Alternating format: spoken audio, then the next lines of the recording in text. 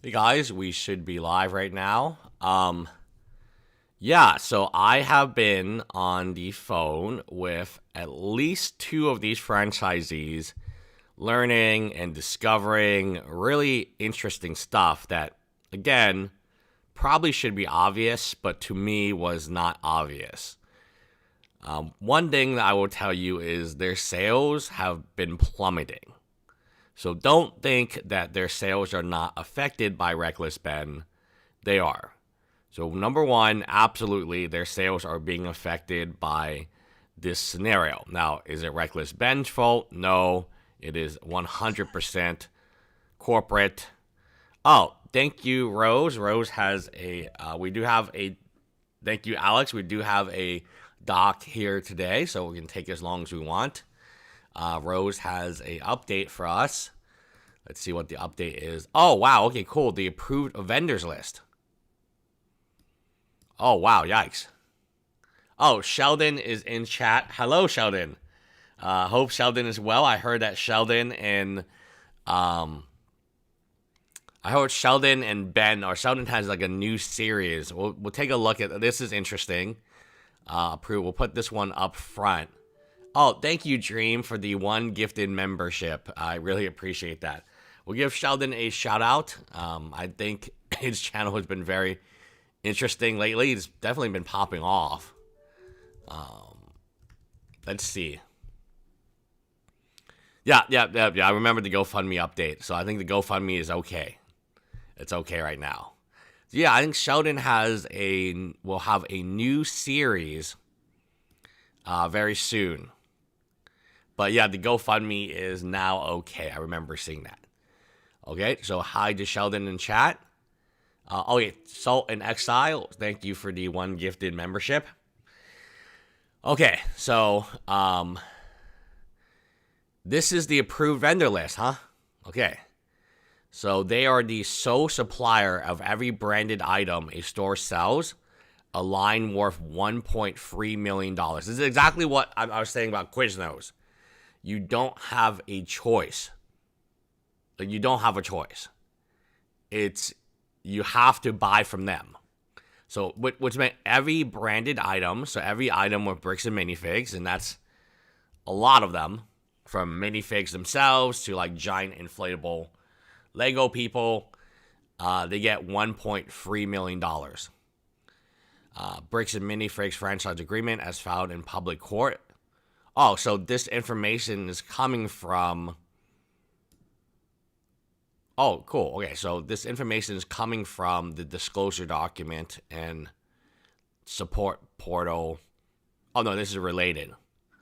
Okay, so the information is coming from Exhibit B in the lawsuit, the Crystal lawsuit. So Crystal is suing Bricks and Minifigs franchising, and we know how much money they spent in 2025 because of that lawsuit. As a Bricks and Minifigs franchisee builds the store to the company's specifications, buys from suppliers the company designates, and gets every branded item from the company itself. The contract so it's not like they can go to Vistaprint. And more to the point, I have hey Mama D, good morning. So more to the point, guys. I have learned something like even more disturbing. That they cannot carry Pokemon cards. So I was like chatting with one of them last night, the franchise owners. I was like, oh, why don't you just carry Pokemon cards? They cannot carry Pokemon cards. I don't know if it's Lego or Bricks and Minifigs. They can only carry Legos. So this entire time, I was thinking that, like, okay, they're kind of like my store. We would carry Funkos, Walking Dead, Game of Thrones figures, anime figures. We would carry Magic. We always carried Magic. Pokemon, we carry Legos because that was a good seller for us. So we didn't have the just crazy restrictions they have. So if a Lego store wanted to carry Pokemon, for instance, because they're like, wow, Pokemon's really hot and we want to carry some singles, and no, they cannot do that. Oh, hey, Crystal Gorman. So Crystal is in chat. Thank you for becoming a associate lawyer. Crystal is in chat. So this came from her lawsuit, actually. The approved vendors list with $1.3 million. So I actually learned this, and I was like, wait, you guys, like, can only carry Legos? I thought, okay, so this is like my store in the past, where if, again, if you wanted to carry Funkos and a customer comes in with some Funkos and you think the margins are there, you just buy the collection and then you put it on display and you sell it. But they cannot actually, they can't even put like a claw machine in. Like one of those claw machines at like a bubble tea place. The level of restriction they have in terms of like non-Lego products is crazy. Dude, Almond McNeff will throw like a hissy fit. Like if you like sell like a pack of Pokemon cards, it doesn't make any sense. So first of all, they're not like super independent, right? In terms of like, how should I say it? They're not like able to sell, like this store will sell some Pokemon cards, store sells some One Piece. I'm thinking of like other franchises, almost like in the mall, where like Claire's or that's a franchise, I believe, or that has multiple stores. I'm thinking about chains for like multiple stores, but every chain sells different things depending on their location. What's that? Box lunch. Some box lunches will sell like One Piece cards. Some box lunches will sell Pokemon cards, right? But no, they cannot sell. So like, yeah, my solution for them going bankrupt was like, oh, well, why don't you all just sell Pokemon cards? And then I learned that none of them can sell anything. I was like, wow, okay. So you can't sell Pokemon cards. Amin's going to throw a hissy fit. Okay, so that's what I learned. Number one, that's what I learned. Number two, the other thing I said is like, why don't you just sell on eBay or whatnot? Well, something that is, obviously to me that like, again, I didn't think of. So if whatnot is charging 14% and Amin is charging 10%, you're screwed.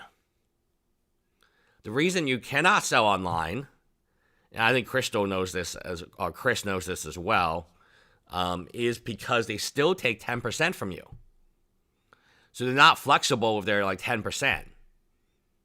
If that makes sense. Like, it's not like, oh, so it's funny because they're talking about doing TikTok ads.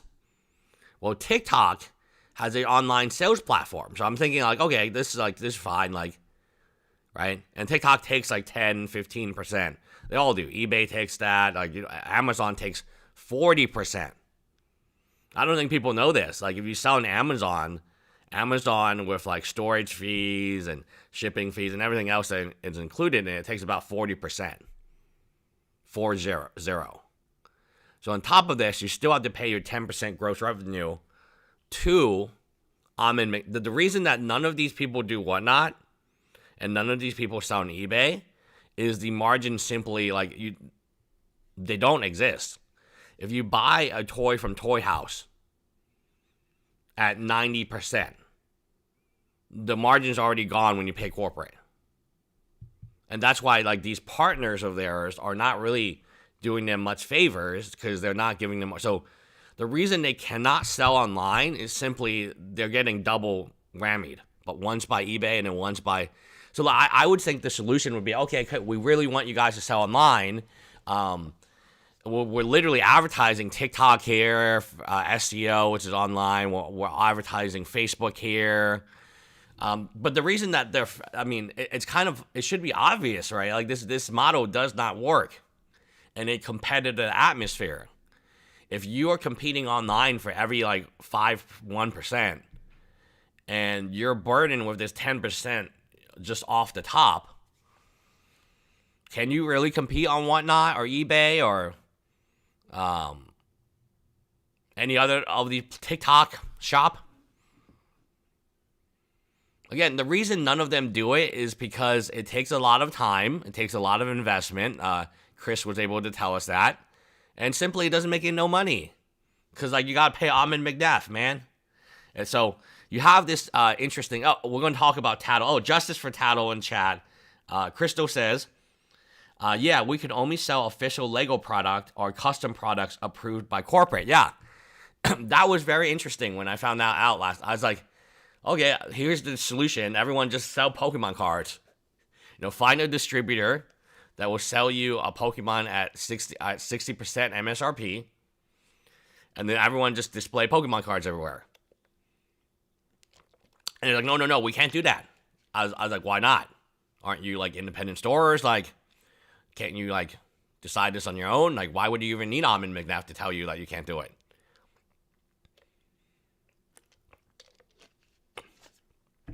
So their approved vendors are like just kind of like not great.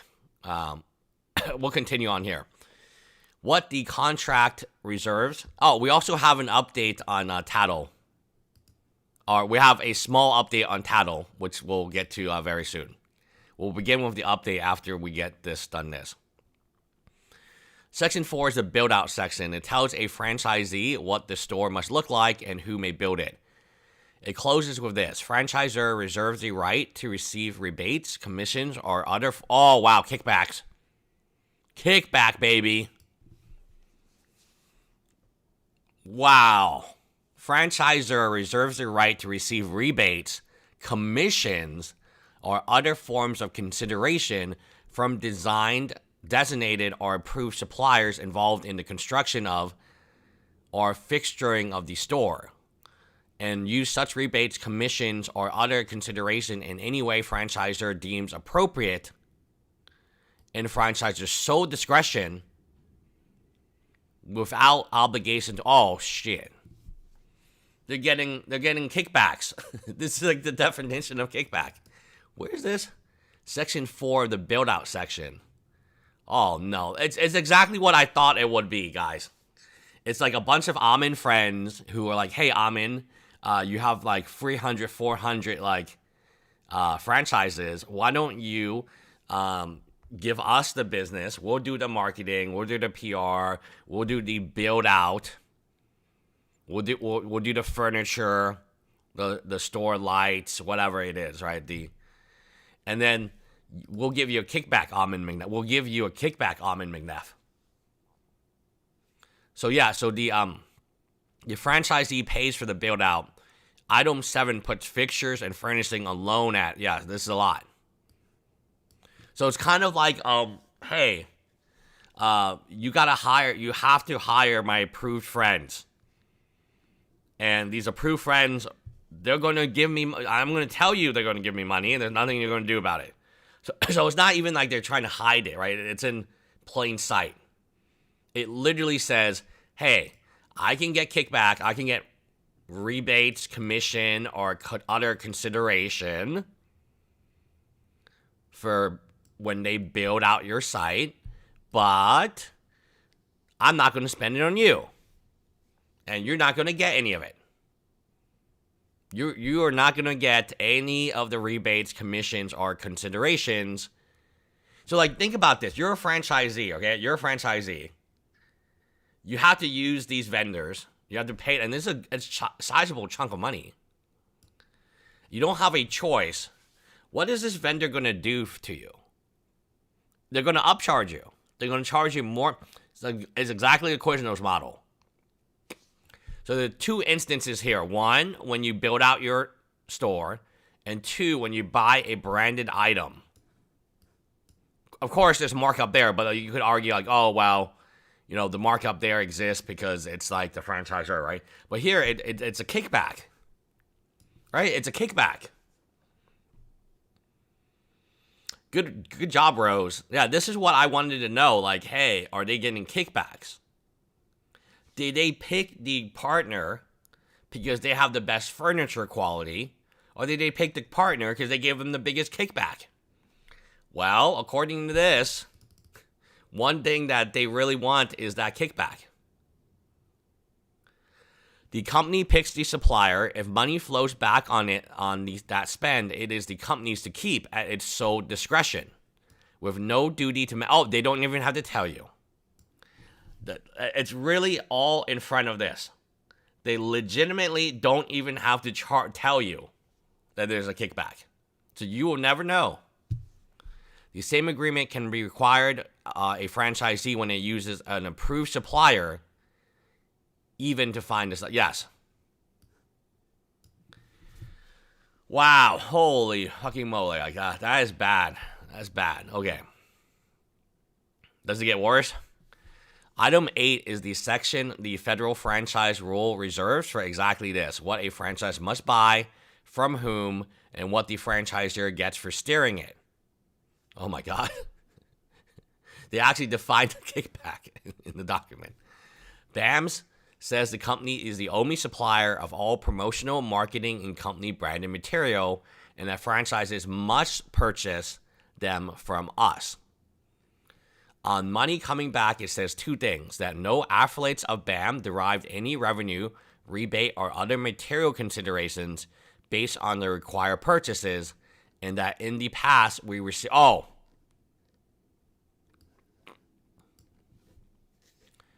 So this also doesn't include like credit card charges. Like remember, because like you don't have the money. The money is like debt that you own BAM. So BAM will put it on like their reward plan, their reward credit card for like 2%.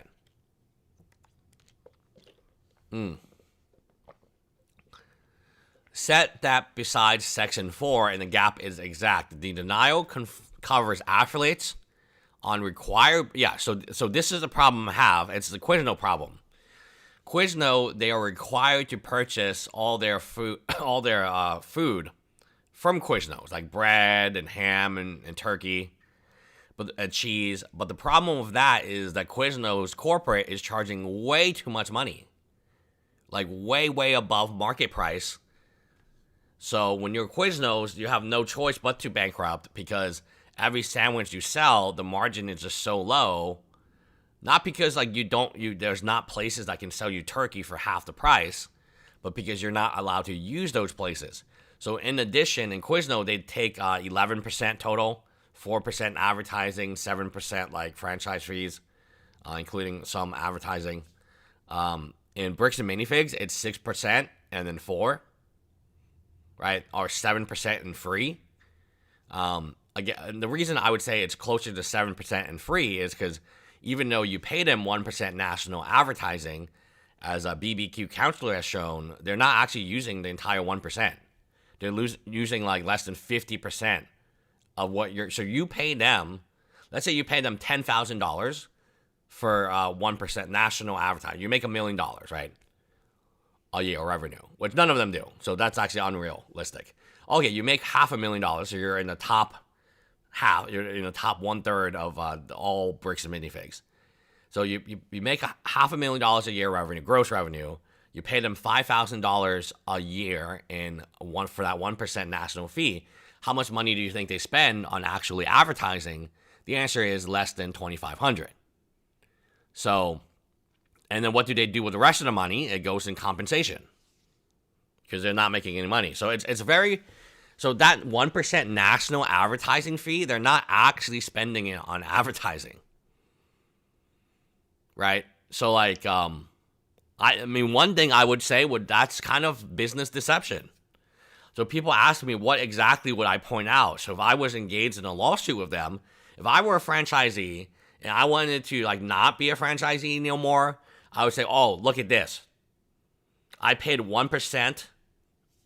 All of them did. I paid 1% for something called a national advertising fee. That seems to me, on its surface, the way it's been described, even the name of it, that like my 1% gross revenue would go to some type of like commercial, some type of Facebook ad, whatever it is, right? But on their FDD disclosure, their financial documents, it shows half. So number one, from the very get-go, they're not spending that my goddamn 1%. Okay? The other things I would look at is the portal.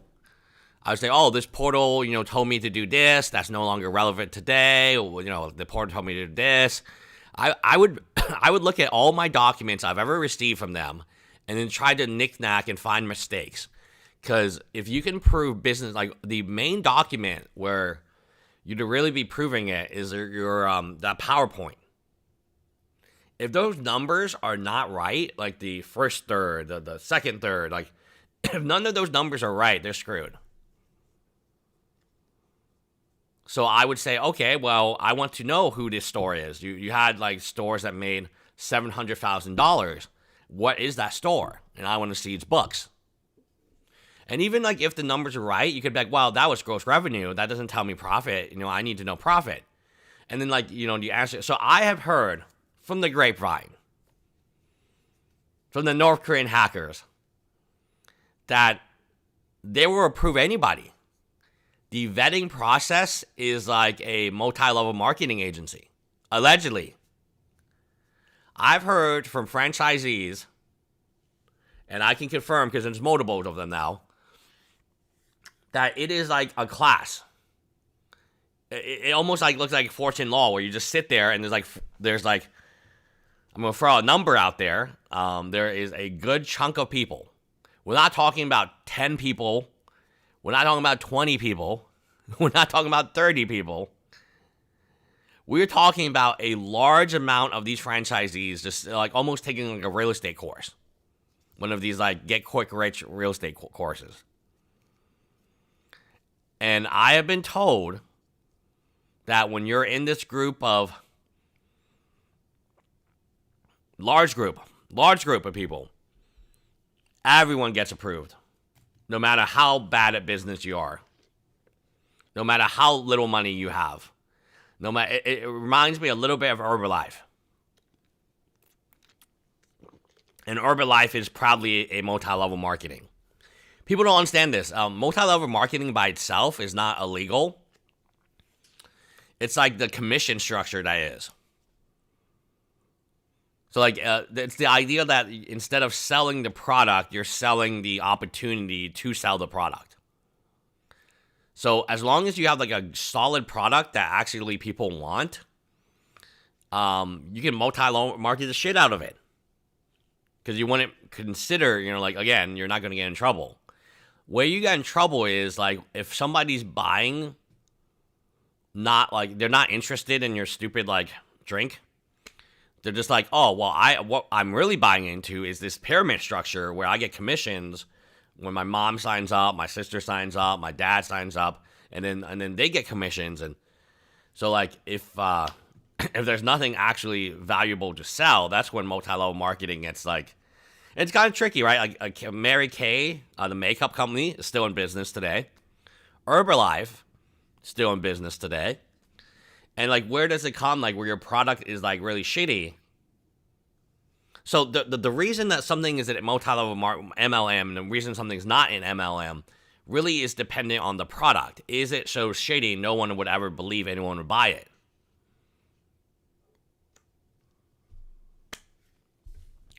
But yeah, anyway, I learned a lot of stuff. And I'm still learning a lot of stuff from these franchisees. And again, there's multiple of them speaking out to me privately. I'll keep their names and stores out of my mouth. Yeah, it's funny. I was like, why don't you guys just sell Pokemon cards? Oh, we can't do that. What? And then I was like, okay, why don't you guys just sell online? Like M&R Productions. And they're like, oh, we can't do that. That's like, what?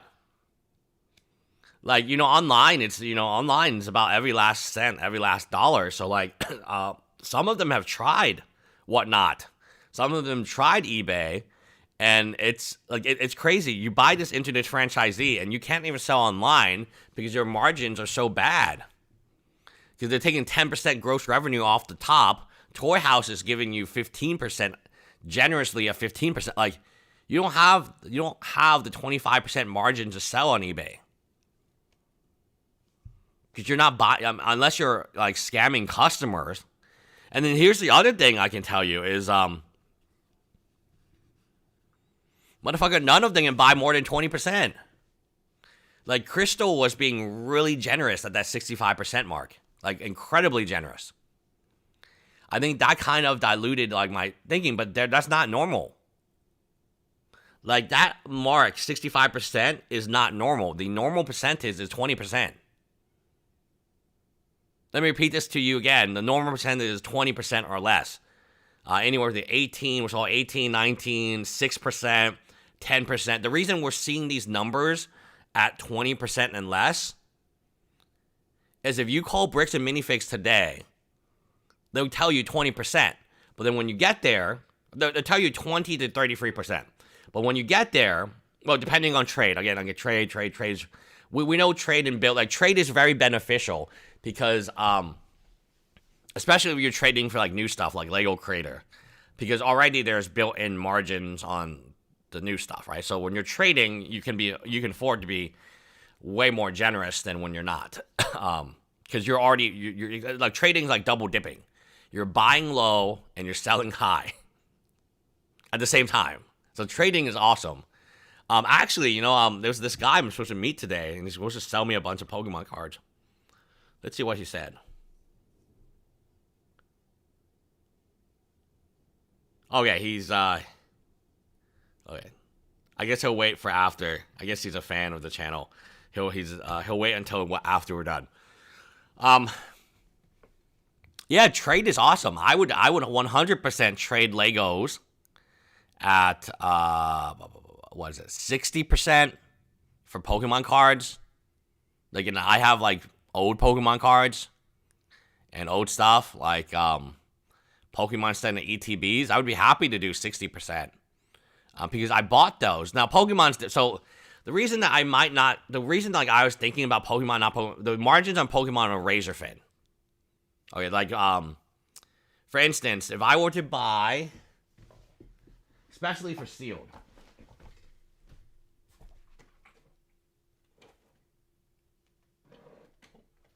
If I were to buy this box, let's say this box is $1,000, right? I think it's like $1,500. I don't actually know how much it is.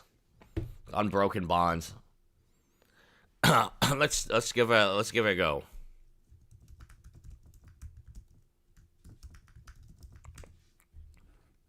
Oh, it's more money than I thought. It's $2,700. So if I were to buy this box,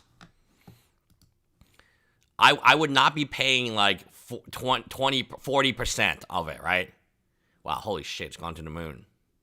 Yeah, like this is my solution. Oh no, it's dropped. Oh, yeah, you guys could have bought here and then sold here. It's kind of like a stock market, really. Whoop, whoop, whoop, whoop, and now it's okay. Whoop. Okay, very interesting. Okay, very interesting graph, but more to the point. Let's just call it like a $2,000 thing. let's just use like what was it, 2,500? 2,500. That's a good number. I'm not buying this box at like there's no one in the world who'll sell me this box at 40% cash. I'm buying this box at 90% because A, it's a very valuable, expensive box. So the more expensive it gets, the closer I can pay to 100%. Right? So if it was a $100 box, I wouldn't buy it for 90%. I would probably buy it for like 80% or 75% because it is a cheaper box, and like the stuff, this is rare. A $100 box is not. So there's like different levels of Pokemon cards. So if I was buying a Pikachu Illustrator, I probably have to pay over comps for it because it is so rare. So Lego is very interesting.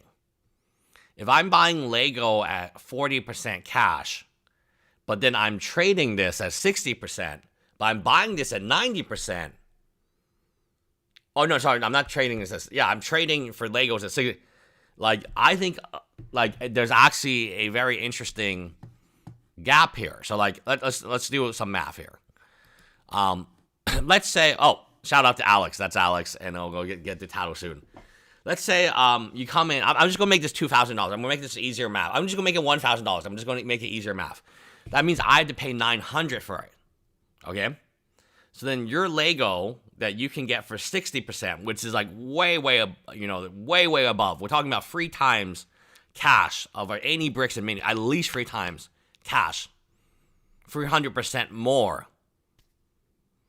So you sell your $100 or your $1,000 bricks and minifigs for $600 trade. So you need to do it. So you need $1,500 of Legos for my $1,000. Yeah. So that, I mean, still pretty good margins. So you would need to sell $1,500 of Legos to get in on like what I paid for my box. Just about rough numbers. That's not bad. That is not bad, guys. And so that 60% off trade for Lego if you were to use it to buy Pokemon cards, that never, like Pokemon cards are like, I can tell you, 60% you're never really going to get. My target is always, nail on head, yes, I will train you for 10K. In my new store, which I will work you for free. I will work you in my new store for free for 90 days, no cost to me. And by the time you're done working for free as a volunteer, then you will be fully trained, and then you also can pay me 2K. That's how these things work. So I was thinking about last night, and I was like, oh, man. So, like, a lot of times people will send me collectors. I kind of feel bad. I'm going to look at a collector today. So I'll take a look at it. I feel like I can look at it. Holy shit. Okay, so I'm going to tell you how I break down buying, because I think this is very interesting. I'm going to tell you how I break down. So everyone has this app. It is called Collector. I hate the app as a buyer because a lot of the prices are inflated. Like, really inflated. Like, wow, holy moly, I was inflated. So this is a guy that is actively trying to sell me, and we're actively trying to meet today. I don't think it will have his full name on it. No, it doesn't. He's a pro. He's a pro member, which tells me he's actually paying money. So this is a website where you treat your cards as stock. This is his collection. Now, I don't like graded. So I told him straight up, the graded market is really weird right now. I don't want to do graded. So, for instance, this Greninja promo here. This is a card that really is on eBay auction currently with 30 bids with 2 days left. And it's $1,000 already. So, but can it get to this amount of money? I don't know. I do not know. Like, every single time, it shows like gains every day. I don't love this. So I'm going to stay away from the PSA stuff right now, or the tag. I don't buy tag. Unless they sponsor me. I don't buy CGC unless they sponsor our channel. I'm just not into that stuff. I buy Beckett and I buy PSA. The only reason I would buy CGC is if, like, the card is cheaper than Raw. If there's, like, a CGC 9 and it's actually less expensive than, like, it not being graded. So I'm looking at this collection. I can tell you what I think. So, okay, I can tell you what I think.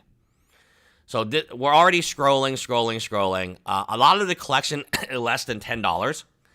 All the collection shares says near mint. You can see, like, all the collection. There's one card that is not near mint.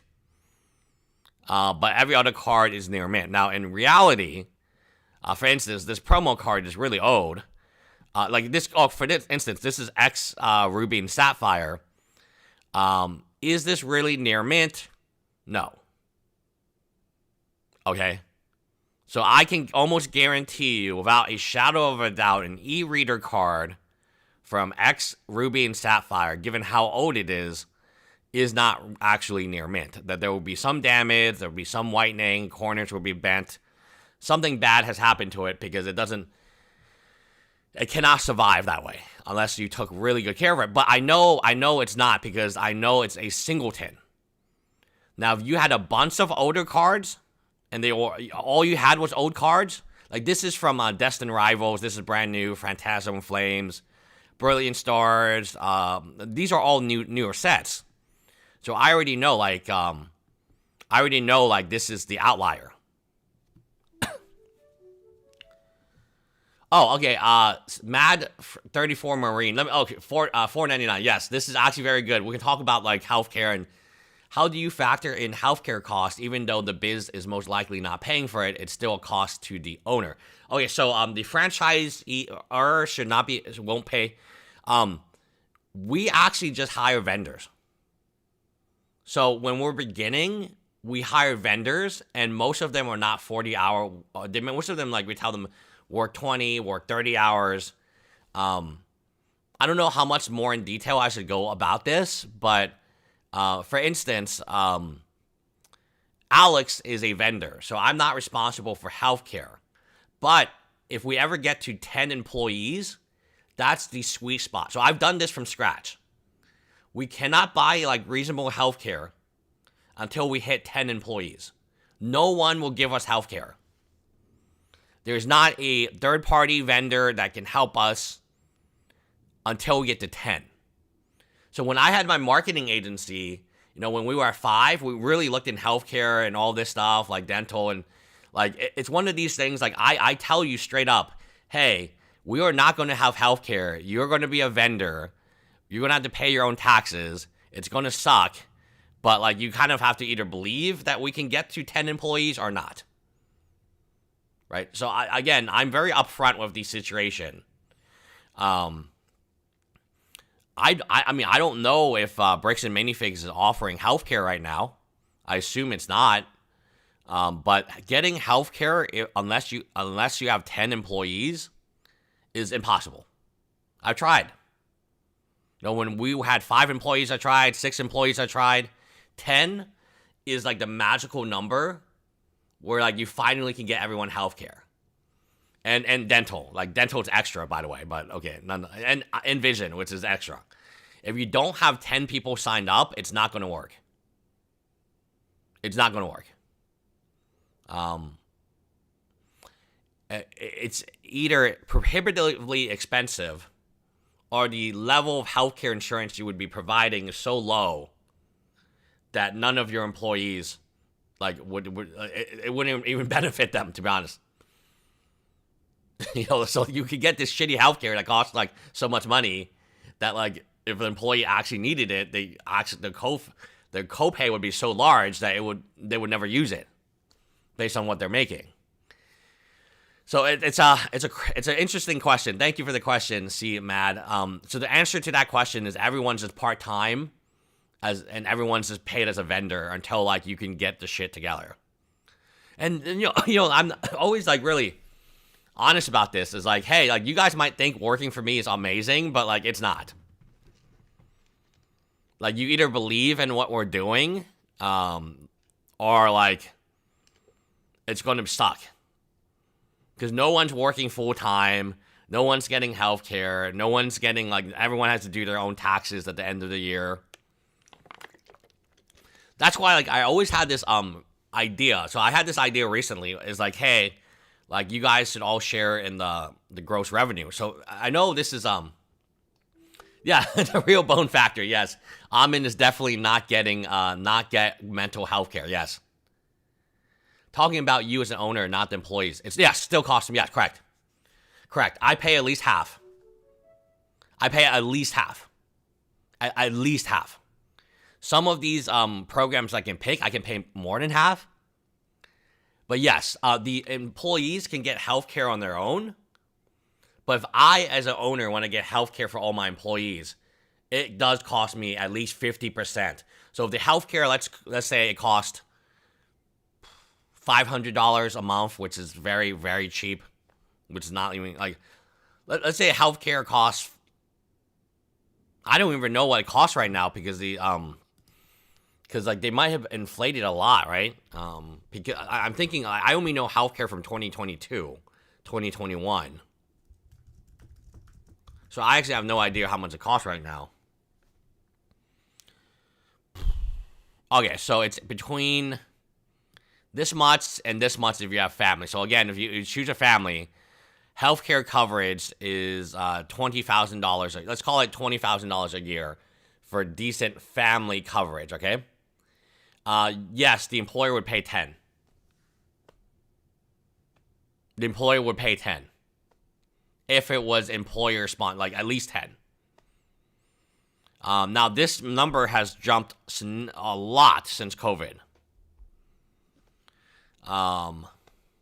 We had Aetna for our employees, and I have to go back and check, but 20,000 seems like a huge jump to me. I don't think that's like, I mean, the AI is telling me it's 20,000, but like I'm thinking like when we were in like 2020, 2019, I'm thinking it was like 10,000, right?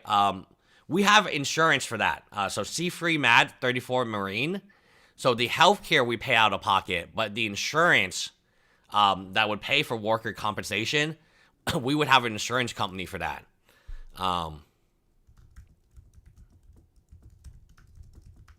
So we wouldn't. So like, if somebody got injured, we wouldn't actually, we would just tell, we would have a agent here, and we would be like, oh, well, talk to our agent at United Healthcare. So if an employee got injured at work, we wouldn't pay out ourselves. We would just be paying the entire time to insurance companies, right? So that scenario would not work in the healthcare model, because the healthcare model is the insurance company, right? So they would be paying for the procedures and so on. But if somebody was injured at work, we do have liability insurance for customers as well. So if a customer walked into our store and our store had like banana peels on it, no, banana peels, it sounds like we're intentionally doing it.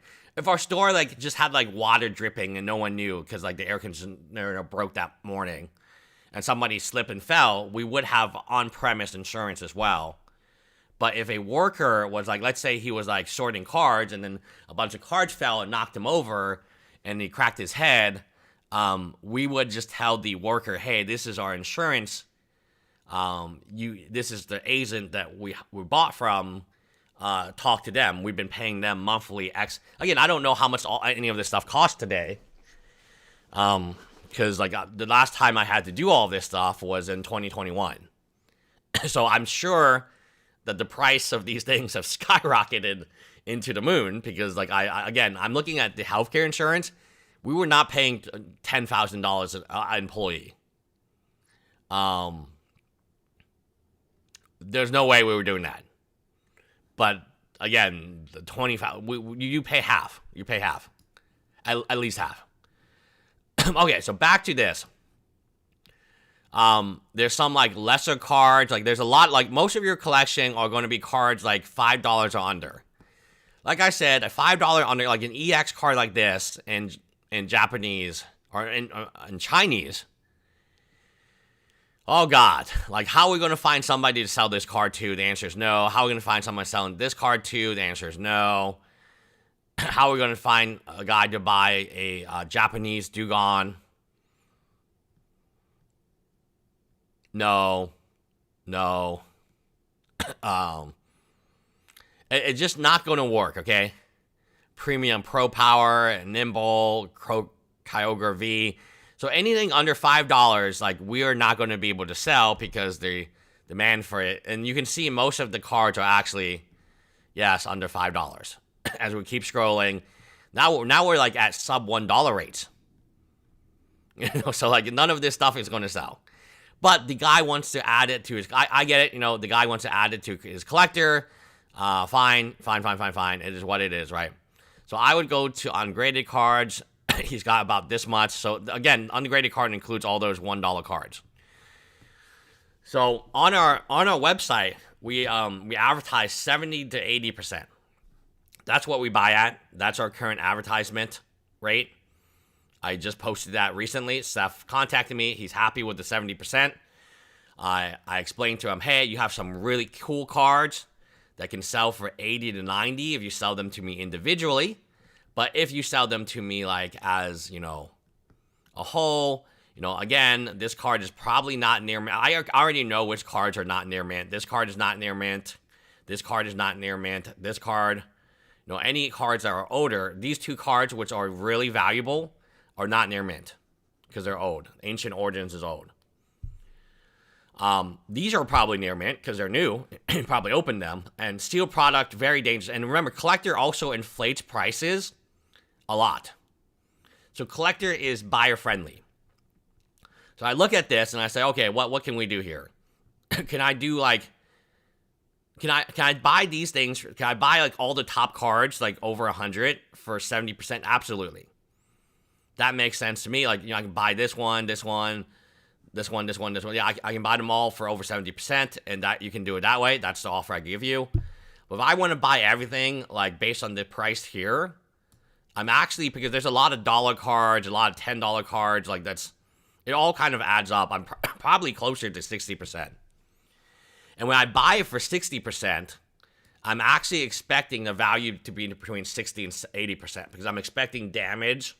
I'm expecting cards not to be on the list, Like, hopefully not. I check the major ones. I always check the major ones. But, like, if this card is, let's say if this card is not on, if I can't find it, I'm not going to make a ruckus about it. It's in my margins, right? If this Rayquaza is not here, or it's not the right promo, for instance, it's not the right promo, or instead of being limited, it's unlimited. So for vintage cards, trainers are almost impossible to decipher. It's unlimited or limited. Except there's a tiny copyright with 99 on the bottom. But I don't like, most people think a lot of stuff is unlimited, but it's actually, shadowless. So the terminology for Pokemon is shadowless. I'm thinking Magic the Gathering Unlimited. But I don't, I already have that worked in. So whatever offer I'm giving you here has baked in, like, wiggle room. So when I'm offering you, like, 60%, 55%, it's not because, like, the eventual, when I go home and count, I'm actually offering, like, 72.5%, 80%. Like, or 75, 80%. I'm actually offering that price for the whole collection. You just don't know it because A, collector is very high. It's higher than 100, higher than normal. B, some of your cards, like this card will be damaged. Not damaged. This card will not be near mint. It'll be light play at least. Some of your cards will not be in the description you said it would be. And a large chunk of your cards just, like, simply, it's kind of like, is actually worth $0. I know it says $2 here, but how are we going to sell a Greedent V? Like, what's the market for a Chinese Zapdos? Yeah, like, there's no market for this, right? Like, we would just be giving this away to kids in our store, assuming we have a store. Like, beautiful Zacian, but it's Japanese. We're in America, like, there's not going to be, like, like, great Pokemon, great picture, but it's a Glaceon EO. It's not stuff that we can easily move. Like a Masterboard Dreepy. It's just going to sit there in the binder, and then we're going to have to give it away to some kid. So that's how I do my sales thing. It's like, I just make it easy. I look at the thing. So I always get the questions like, hey, you advertise that you buy 70, 80%. And I say, yes, I'll buy it 80% for if you just sell me your Charizard. But if you want to sell me everything, and I'm looking at this, and I'm looking, wow, there's a lot of things under $10, under $5, and it's just like, and some of this stuff I know will be mislabeled. Some of the stuff I know will be missing. Some of the stuff I know will be damaged. Because I bought enough collections to realize this is just what happens. I'm going to offer you 55%, right? Because I know that the wiggle room that I need to be, in that 70, 80% range is to buy this collection at 55%. A lot of the $1, $5 cards have, like, almost no value to me. A lot of the cards will be, like, promo cards. It will be from a different set. And, again, it's I was explaining to my wife this. Like, and she's like, why don't you just sit down? Like, so she'll say, like, why don't you just sit down and do, like, every single card? And I was like, no, wife, there's 618 cards. Minus 24. So there's 600 cards here. We're not going to go, like, this guy's trying to sell his collection to me because he thinks I can buy it. We're not going to go all the way down to, like, card, like, more Pico V. What this guy wants to do is he wants to meet us. He wants to meet me. He wants to talk, hang out a little bit. Okay, that's cool. Most of these people are fans, if you will. And then we're going to go through the top 10 cards. I'm going to, look at condition, the top 10 cards. And if I see your top 10 cards are in good condition and it's good, I'm just going to trust you and buy the rest of the. And again, I'm going to scroll. I'm going to scroll. I trust but verify, right? I'm going to. So I won't know if, like, a $10 card, $20 card is missing. I'm really just focused on the cards that either I'm going to add for my collection, or I'm focused on the cards that, like, are high end, because that's where the margin's coming from. For steel product, there are rips, there are tears, and a tear really does mean that you're just going to have to open it, which is okay for me because we open products anyway all the time. But it really does affect the damage of the product. Like any little tear massively affects the value of the product because collectors don't want that. And I know that these boxes are very dangerous. At any point in time, there could be a tear that I didn't realize existed, and suddenly the box is worth 50%. So again, I can buy a single card for 80%. I can buy this Charizard 80% all day long. I can buy all these cards in the top, up to I guess this Steelix for 70%. Right? I can buy all the this stuff for 75%. What I cannot buy for 80% is like this. Nobody going to sell. No one is in the market for this dude right now. They're just not. They're just simply not. So to factor in all this stuff, I offer like 55%. So that's my honest explanation as to now if you want trade, I'm happy to trade you at like 75, 85, even 88% if you're just trading this one card. I can give you 88% trade. Okay, let's continue on, guys. I know you guys are bored to death. I know you guys don't want to go over this, but it's funny, right? Because I'm trying to take you through what my trade process is. I don't think it'll be that much different from Legos, just the numbers will be lower. Okay, set that beside section 4, and the gap is exact. The denial covers affiliates. Oh, geez. Do you know what affiliate marketing is? Affiliate marketing is when some random dude is a salesperson for you, right? Affiliate marketing would be this Ridge Wallet. You know how everyone is sponsored by Ridge Wallet on YouTube? This little thing that's $95, okay? There's so many different YouTubers. Let's just take a look at the codes. Let's see who is sponsored by YouTuber The Wan Show, Jacob Fall, MTGR. Okay. This guy, obviously, whatever his name is. A lot of people are this. I'm not picking on them. I'm just using them as an example. A lot of people are sponsored by them, and they will have something called an affiliate link, which means I have no actual association with Ridge Wallet, but I'm going to try to encourage my subscribers to buy this $95 piece of metal that costs maybe $2 to make in China. I don't know. They probably make them in the U.S. if they're charging $95. I don't know. Do they make Ridge Wallet in China or U.S.? But I can buy the same wallet for now inflation. Now I used to buy it. I have this wallet. I love this. I love this brand. This brand does no advertising. Wow, they have Pokemon wallets? Yeah, this wallet here, which I think is the same quality. Now, again, it's not made from gunmetal, right? But, okay, I think it's...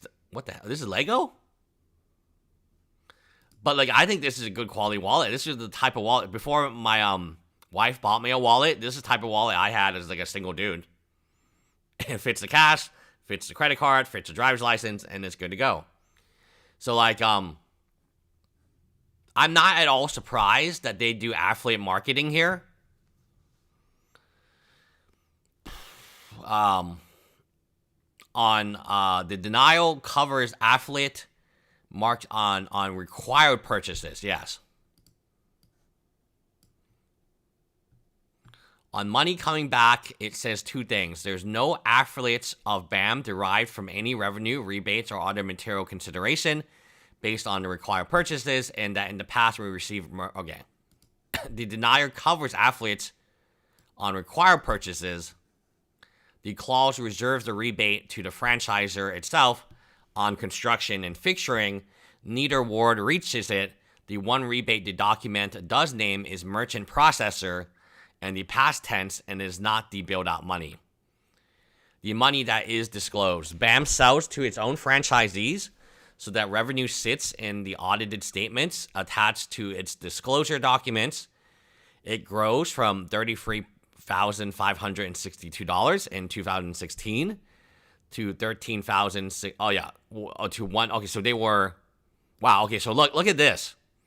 Bricks and Minifigs was taken over after 2016. Look at this. So the revenue was only $33,000. Now today it is $1.3 million. That's huge. That's a huge amount of growth for like these vendors. So before Armin McNeff and Matt McNeff took over back in 2016, the amount that they were paying these approved vendors is very, very little to almost nothing, because I don't think they had the kickbacks in place. But now it's $1.3 million, and as a total share of revenue is 20%. Now it sits at 10% because the business grew that much faster. So 2022 was the year that Armin McNeff took it over. The affiliate language moved too. In 2017, it read "We and the Affiliates." From 2018, it reads "We." And by 2024 and 2026, there was a flat denial that any affiliate took anything. Oh, yikes. That the list exists is no doubt. So we still don't have the list. We don't know how bad it could be until we actually get the list. If you see like McNeff Incorporated as one of the approved vendors, you know you got them. And this is another thing that I would say is like, hey, I had to buy from all these approved vendors. I didn't know there was a kickback. This is business deception, right? So again, this is another thing that you can point at and say was business deception, was like all these approved vendors apparently get kickbacks. And it doesn't tell you that they get kickbacks, and you never knew, and no one told you that you... Again, it's weird, right? Here's what the directory vouch once he sells their ordinary business. Many of them are well known in the Lego aftermarket, and none is accused of anything. Being on the franchise or vendors list says nothing about the vendor, correct? And some of these vendors have even said, no, we don't want to work with you guys anymore. Some of these vendors, these Lego vendors, have decided and they decided very early on. There was like a Lego vendor like super early on that made custom figs that like their majority, like 50% or more of their entire business. They had, yes, the FTC could bar Armin from operating as a franchise. They could bar Armin from being a CEO at all. You can just say, Armin, you've done such a bad job as CEO. We're going to ban you from being a CEO for the next 20 years. Or, not just only a CEO, but on the executive, which would be like COO and something like. I mean, Armin is like, today I made a video. I think I did a very good job making the video. That's the entire vendors list. Where?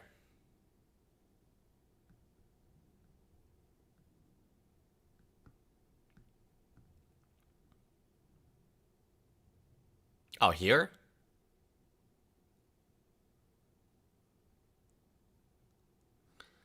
Real estate. So I know these two vendors. That can't be the entire vendor list, can it be? The directory is its own log, BAM rendered. Oh, so they're saying it is part of the directory. The last is defendant. Okay, so so it's in the document somewhere.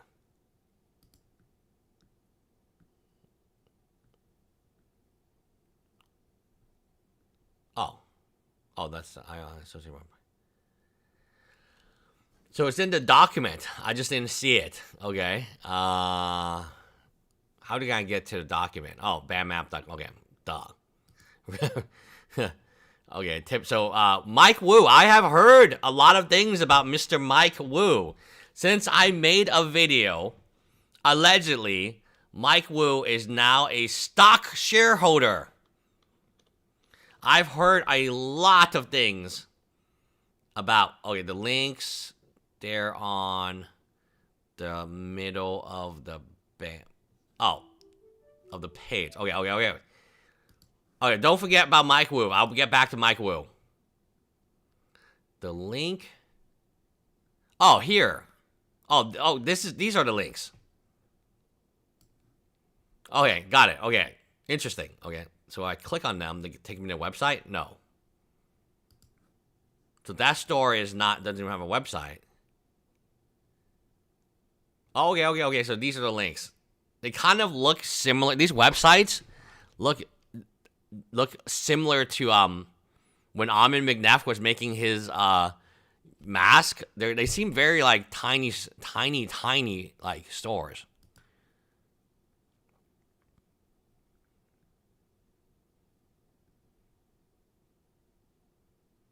Oh, okay. So they sell custom okay parts. Wow, they have quite a bit.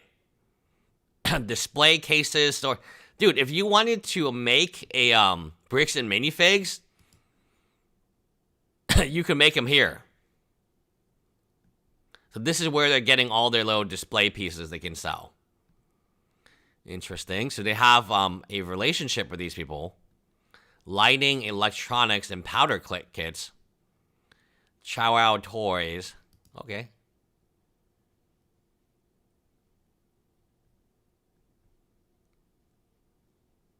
So they can buy from these toy companies.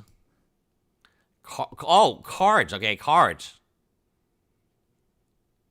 Okay, a lot of these places are bankrupt. That's not a good sign. A lot of these websites are not working. So just me randomly pick. I get Abby Dabbies. Dabbles.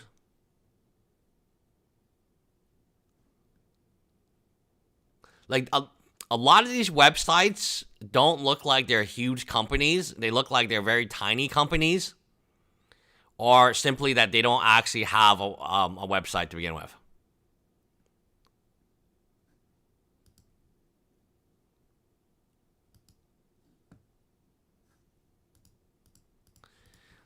This kind of is similar to a website that we would make today for our company. Okay, so there's the franchisees. We found them all. Maybe we should investigate some of them. Some of them don't have websites, it looks like. Some of their websites are broken. Some of their websites, they have gone out of business. Again, I think this is from like 2022 or something, 2021. Is what I'm assuming this is from. But very interesting stuff. Thank you, Rose. I think we're done here. But yes, Mike Wu is an asshole. Oh God, let's take a look at the Mike Wu character. Mike Wu, CTO. All right, let me go. Give me a second. Let me read you something from North Korea. North Korea. Oh, interesting. Maybe they don't want me to read it, but anyway, North Korea. From North Korea. Okay, I won't read it. It might disclose something bad. No, we did release the vendor list. This is the vendor list right here. Guys, we released it.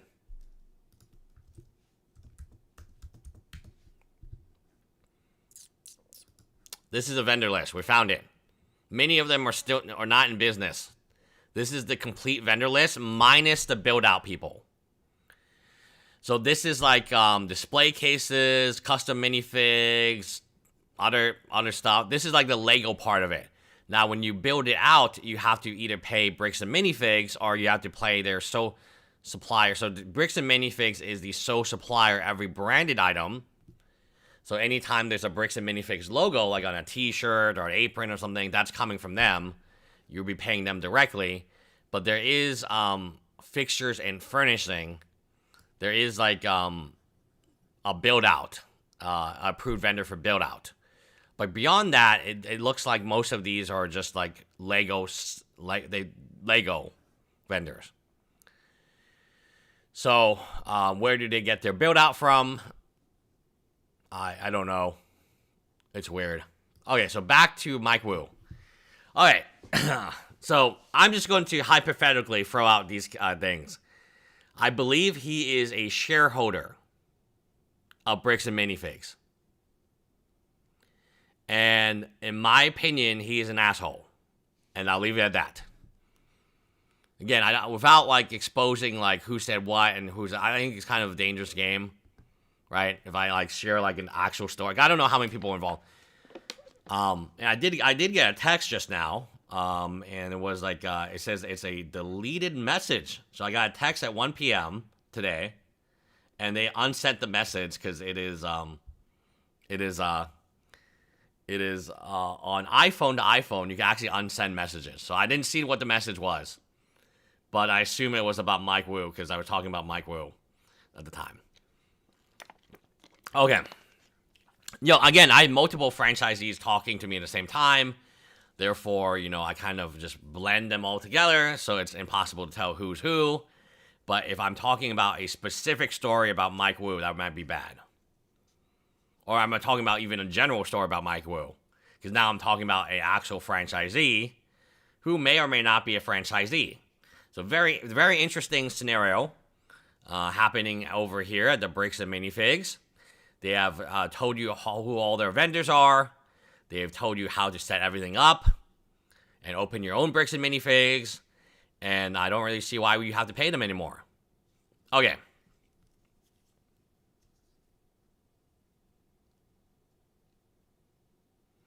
AFLO. Yes, we're going to move on from the Mike Wu character, who I think is a fascinating character. So if you have information, let me know. Because the more I learn, the more I hate the guy. And it's not like Asian on Asian violence, right? It's more like, oh, I understand this business far better than any of these. I'm talking about Almond McNeff. Not shout out to ACOB. I'm talking about Almond McNeff. And the Mike Woos and all these people, they don't really get the business model. The business model is community based. These people don't give a shit about community. It's obvious to me. Oh, okay. It wasn't about Mike Wu. Okay, so I received a text. Let me like the text. Okay, so thank you. Okay, so I'm still in he wanted to know if I wanted the vendor list. And we actually all have the vendor list. So he was going to provide us the vendor list if we didn't have it. Okay, so it wasn't about Mike Wu. But maybe I should steer away from Mike Wu until we have solid evidence. Maybe we need to send BJC after Mike Wu. Next time we is BJC live right now? No. Next time we'll send her, and then everyone will say investigate Mike Wu. I think BJC would do a fine job investigating this Mike Wu character. I'll just play it that way. The bird was, taken to a no-kill shelter, and hopefully it's been now rehomed. So the bird is hopefully in very good hands right now. All right. Fake. Yes. 1 billion, trillion, gazillion %. Okay. So for the first time, I think I actually agree with Josh John. Oh, shout out to, and this was her original video. So DFJ was on this before anyone else was. I honestly forgot there was a bird until somebody in chat was like, hey, you gotta investigate it. Maybe it was in Discord. Yeah, I forgot about the bird, which is terrible, right? But again, with all this shit going on, lawsuits, criminal, American fork, it's kind of easy to forget about the bird, right? 1 billion, trillion, gazillion %. Okay. The bird was, taken to a no-kill shelter, and hopefully it's been now rehomed. So, okay, that's Almond McNeff. The bird was taken to. This is your CEO, guys. Guys, why can't he just say, I don't know what happened to Tattle? No. This guy's digging himself a hole. The bird was taken to a no-kill shelter, and now it's been rehomed. So not only has Almond McNeff said that he's sent it to a no-kill shelter, he's also said he's contacted a no-kill shelter, and it hopefully will go to a new home. So it's like a lie upon a lie. Okay, this is Alex. Well, I don't actually know. I haven't listened to this yet. But let's take shout out to Alex the Fiction. He is our editor and our main dude who helps us with the channel, and he definitely helps us with the live stream. But he also makes like edited videos and shorts. So this is I don't know what this is, so I'm kind of interested to hear what this is. Hello. Hi, hey, thanks for calling me back. Sure, you got it. So, I understand this is a bird store. Oh. But would you Okay, let me read a note. Okay. Our team is looking to verify Amin's story with Tattle. We called in and investigated every nearby shelter, and none said Tattle would be there. And general shelters that would take in birds are very rare in that area. Reminder what Amin said. Okay, so this person is a big businessman in the area and knows to stay away from bricks and minifigs. Our investigation is winding down as there are only a few potential locations Tattle could have been dropped off. Okay, so that's what the audio is referring to, a bird store. if someone were to come in your store and have a parakeet, would you like pick it up as if it was like a rescue? Would your organization do that? Nobody drops off or have dropped off a parakeet to me probably in about a good couple years. Mm-hmm. I don't need parakeets necessarily. That's the thing about birds. I'm not sure what you were fed or told, but not a lot of places take birds. Yeah, I've been learning that. So whoever said that may be giving you a false sense of information. I think they're lying for sure. That was my initial suspicion, but I wanted to go the extra mile just to verify that.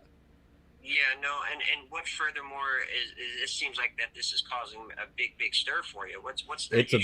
It's a big stir in the whole community. Sure. Well, what's going on per se? If you don't mind divulging what you can do, and I'll be as transparent as I can to help. So here's the rundown. So there was a hobby store called Bricks and Minifigures that closed down in Salem, Oregon. They had a pet bird named Tattle. The owner of the store claims that they dropped it off at a no-kill shelter on the date within like a 1 week time frame. And that's already suspicious because I know this process could take up to 8 weeks to even drop off an animal at a shelter. So he's claiming he dropped it off at a no-kill shelter, and he's in the Salem area. So I'm calling people within like a 50-mile radius that even take care of birds to see if potentially the bird was dropped off there.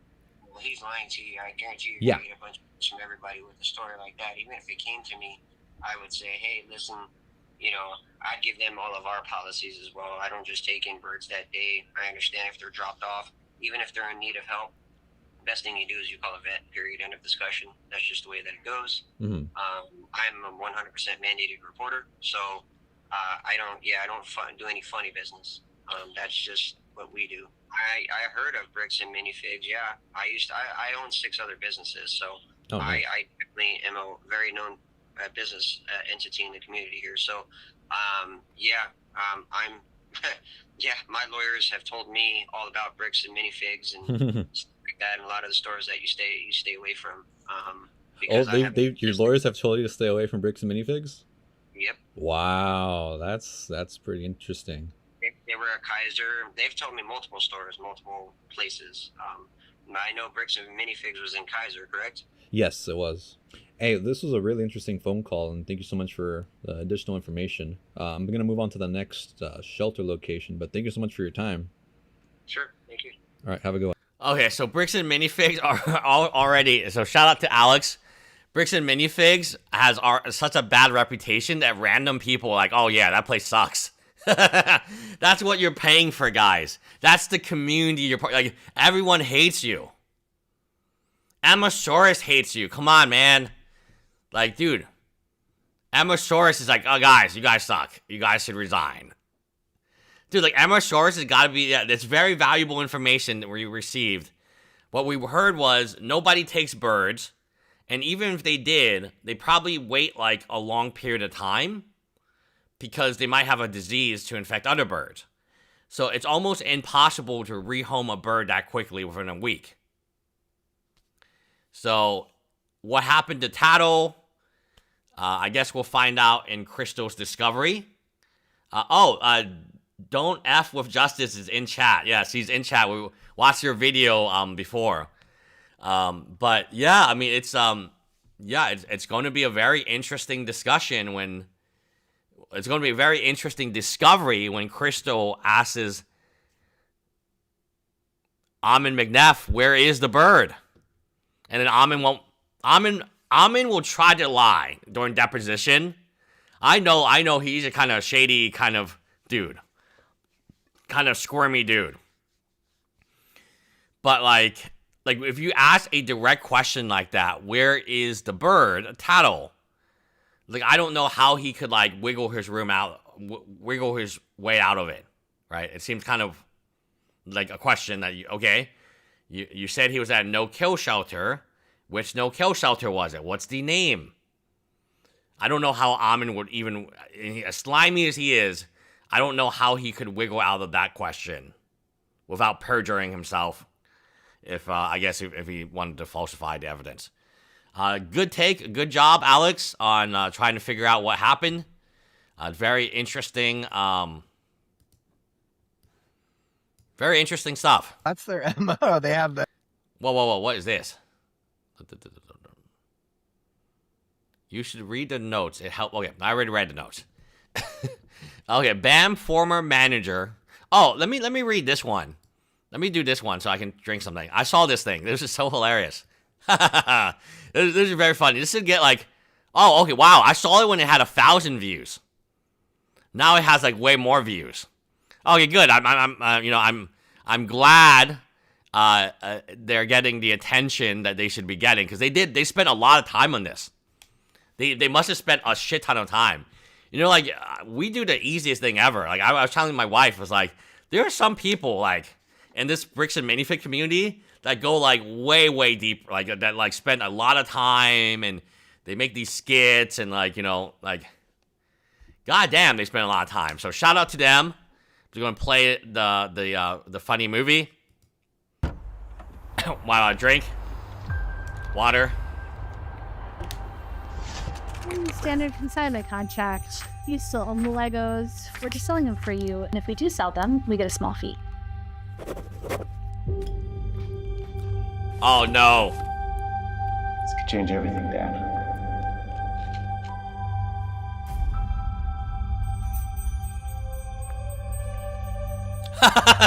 Brandon Best. Oh fuck. Oh no. Taking over the store.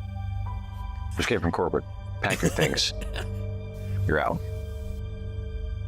What about the consignment deals? We'll be taking on all consignment. They even rented a U-Haul. Classic. Also, by the way, like, how does the franchisees feel that you're just getting clowned on every single... This is 20 hours ago. Less than 24 hours. You're just getting clowned on non-stop. That people will spend this level of money and time just to make fun of your store. You know? Like, anytime somebody types in bricks and minifigs, this is the type of content they can expect to find. Oh, no. What is this? None of my videos have been taken off lately. I just want to do the right thing and help people. These guys, they stole my dad's entire Lego Star Wars collection. What? You gotta help me, Reckless Ben. You're my only hope. I will stop at nothing until I get your entire Lego collection back. I'll put on spy glasses so I can record everything. Oh, Jesus! That's Victor? Holy moly. They even have an Asian as Victor. Oh my god. That's so funny. He's Asian, right? Reckless Ben and Victor. Oh man, that's so funny. It's a good break. Everything. I was here wondering if I could get my friend's Lego collection back. Whose Legos? His name's Brian. Oh, maybe he's not Asian. Oh, well, Victor is definitely Asian. What's your emergency? There's someone in my store harassing me right now. This is way more messed up than I realized. I mean, it goes all the way to the top, all the way up to the ceiling.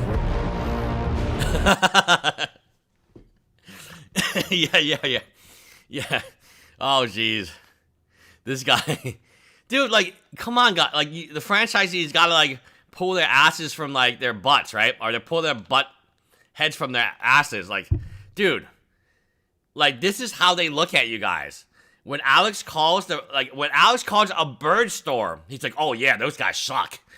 You know, like, this is, dude, everyone in the community hates you guys. Like, come on, man. Like, you're getting clowned on Facebook, on you. Like, there's not a day that goes by and there's not, like, something like this that pops up and it's just a clown on you, right? Like, this is such a bad image. Jesus Christ. Like, oh, man, it's so bad.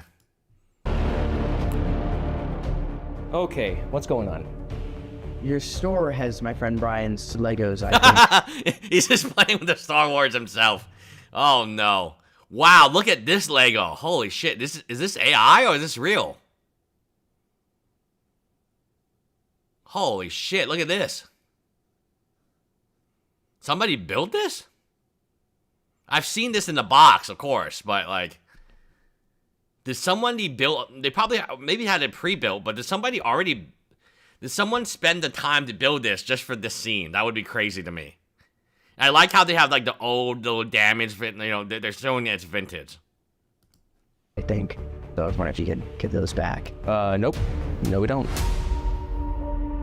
Ben. Oh, Jesus. Dude. Like, come on. Let's say you're a franchisee and you're just getting clowned on. There's not a 24-hour period where there's not a Reckless Ben video or a Patreon video or a BJC investigation on your dad, Daniel McNeff, or a Brandon investigation or, like, any of this stuff. I mean, this took time to make, guys. This is not something easy that this took time to make. You guys posted a photo of it. Oh, guys, screenshot this. Screenshot this and send it to Almond McNeff. Send it to all the franchises. Send it, this should be the response when the franchisees on Facebook are, like, posting, hey, guys, it's a awesome Saturday. Come in and trade. We got a trade bonus going on. Everyone should just send a meme of this. Oh, it's so bad. Dude, it is so fucking bad, man. Could you imagine this is what's happening in your franchise? Every single day. Something bad. Oh, yeah, no, I'm saying kidding. Yes, kidding, of course. I'm kidding, of course, guys. We do not want to harass any of the franchise owners and or employees and or managers. Especially, we do not want to harass Almond McNeff. Holy moly, this is bad. This is your fucking CEO. You know? You guys posted a photo of it online, so you do. Are you threatening me? Are you threatening me? That's exactly how the conversation went. You guys posted a picture online. Are you threatening me?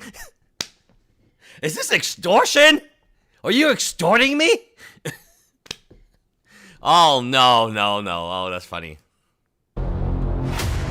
So, which one of you is Ben? You enjoying Utah, Ben? I think. Oh, that wasn't Victor. That's Sheldon. They're pretending to be Sheldon. Holy mo! They're pretending to be Sheldon. Or Tyler. No, I guess this is Tyler. I guess this is just all of them. It's like one actor portraying all three of them. Top Ben? I think. We have to get the boss's phone number. How are we gonna do that? They're not just gonna give it to us. We need to make you look like a famous YouTuber. We can put a fake fan in there to make you look legit. No way, are you Lego King? Oh, that is Victor. He is portraying Victor. And this is Sheldon. Yeah. You go into the store, do a fake competition with the employees. Then we bring the winner out into the woods for a victory ceremony. Oh no, Queen of Bricks. Oh no, Queen of Bricks. Ah, what a tragedy. I hope somebody gives Queen of Bricks, like, a new job. You know, I really do hope. I mean, I think she was a good employee. I really hope things are going well for her. That's somebody I do feel bad about. Induct them into our cult. Once they trust us...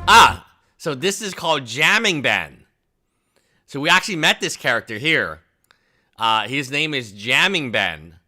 We met him on a live stream. So there's actually another Ben. He was the guy who was like pretending to be Ben. So a kind of interesting character. We asked them for their boss's phone number. That's awesome. And this is where we got the brick by brick. Oh, that's a really cool Batman. That's Batman from Batman movie. The Lego Batman movie. That's a really cool Batman. I like it.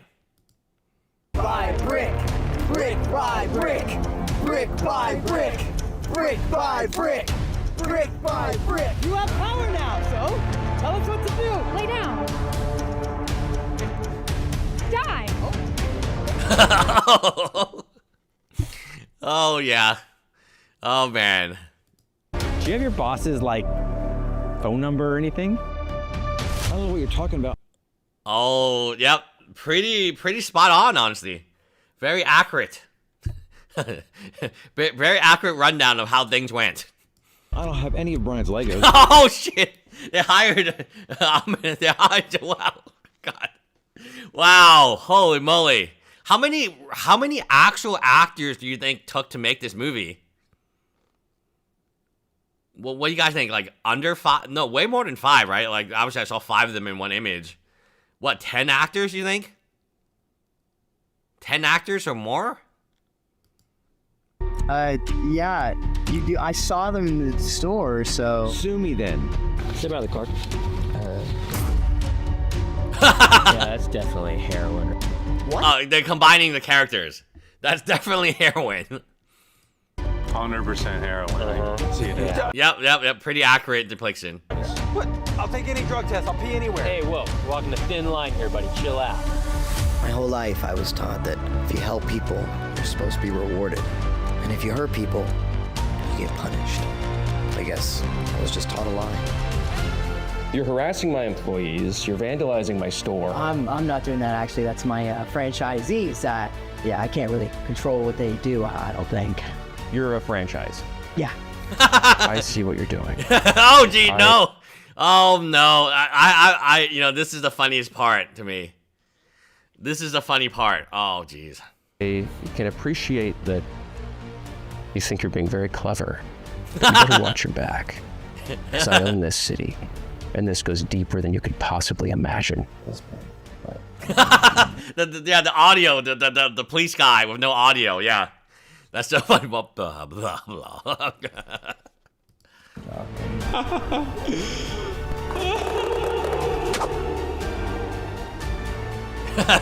SWAT, open up!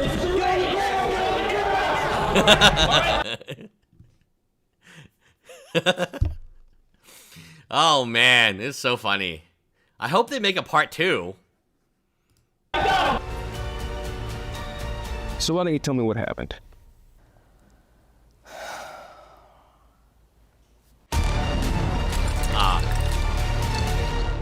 Oh, shout out to these guys. What an excellent job they did. Holy moly, that was really, really good. Shout out to them. Hopefully they will make a episode part 2. Yeah, it's really, we make cheap movies. They have a Patreon, so shout out to their Patreon. Oh yeah, maybe somebody should tell them their Patreon is not working. Yeah, probably somebody gotta tell them this.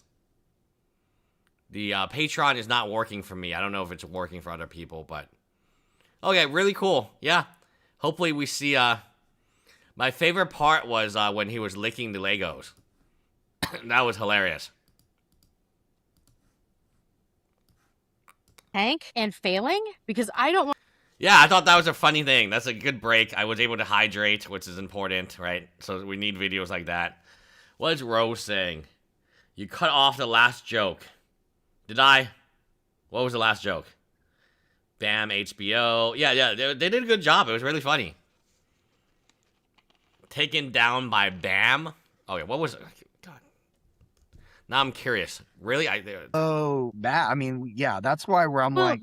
What was the last joke?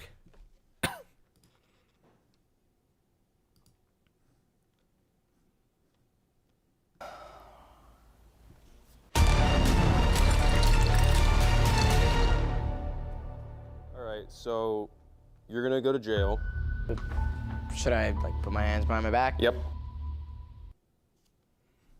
That wasn't a joke, guys. That was actually what happened. All right. Okay, let's go here. Shout out Total AFO. What's up, A-Foles? Today we have a special guest here in the studio. She is a Lego aficionado and the former manager of Bricks and Minifigs Boise, Idaho location. I want to welcome Tavia Marconi to the show. Thanks so much for having me. Okay, so intro, Boise, Idaho. The band manager's name is Tavio Macaroni. She worked there for a year and a half, and the location is the same location owned by Reed Breamhall, who, if you don't know who this guy is, BJC Live does a really good job, like everything. Reed Breamhall. Okay, free 20. Okay, free 20. Know the McNefson stuff for X amount of time for like a month, and then you knew way more. Were you like, were you going crazy? Corporate training on how to deal with the situation if they received a phone call about stolen Lego. The interview focuses on Reed Brimhall, the other owner of BAM. You're watching these videos? When all this first started, I was told that if somebody called looking for their stolen Legos, she doesn't know what she's talking about, she's crazy, and to just hang up on her. Wow. And that was from Erica, which is Reed's daughter. Right. And that's all I heard. That's all I knew. Pattern of behavior. Okay, we're not talking about Brian Menzel's Legos here. We're talking about a totally different location in Boise, Idaho. That if somebody called, we're talking about a female Brian Menzel. So if somebody's going to call and say, hey, you stole my Legos, we just hang up on you. Exactly how they treated Brian Menzel. So it looks like they are in the business of stealing Legos. Where's my favorite video? Where's the video? Oh, here we go. I like that they put it like number 1 because they know I like the video so much. Here they are. For the free. I'm with him. Was there like a gold one in there?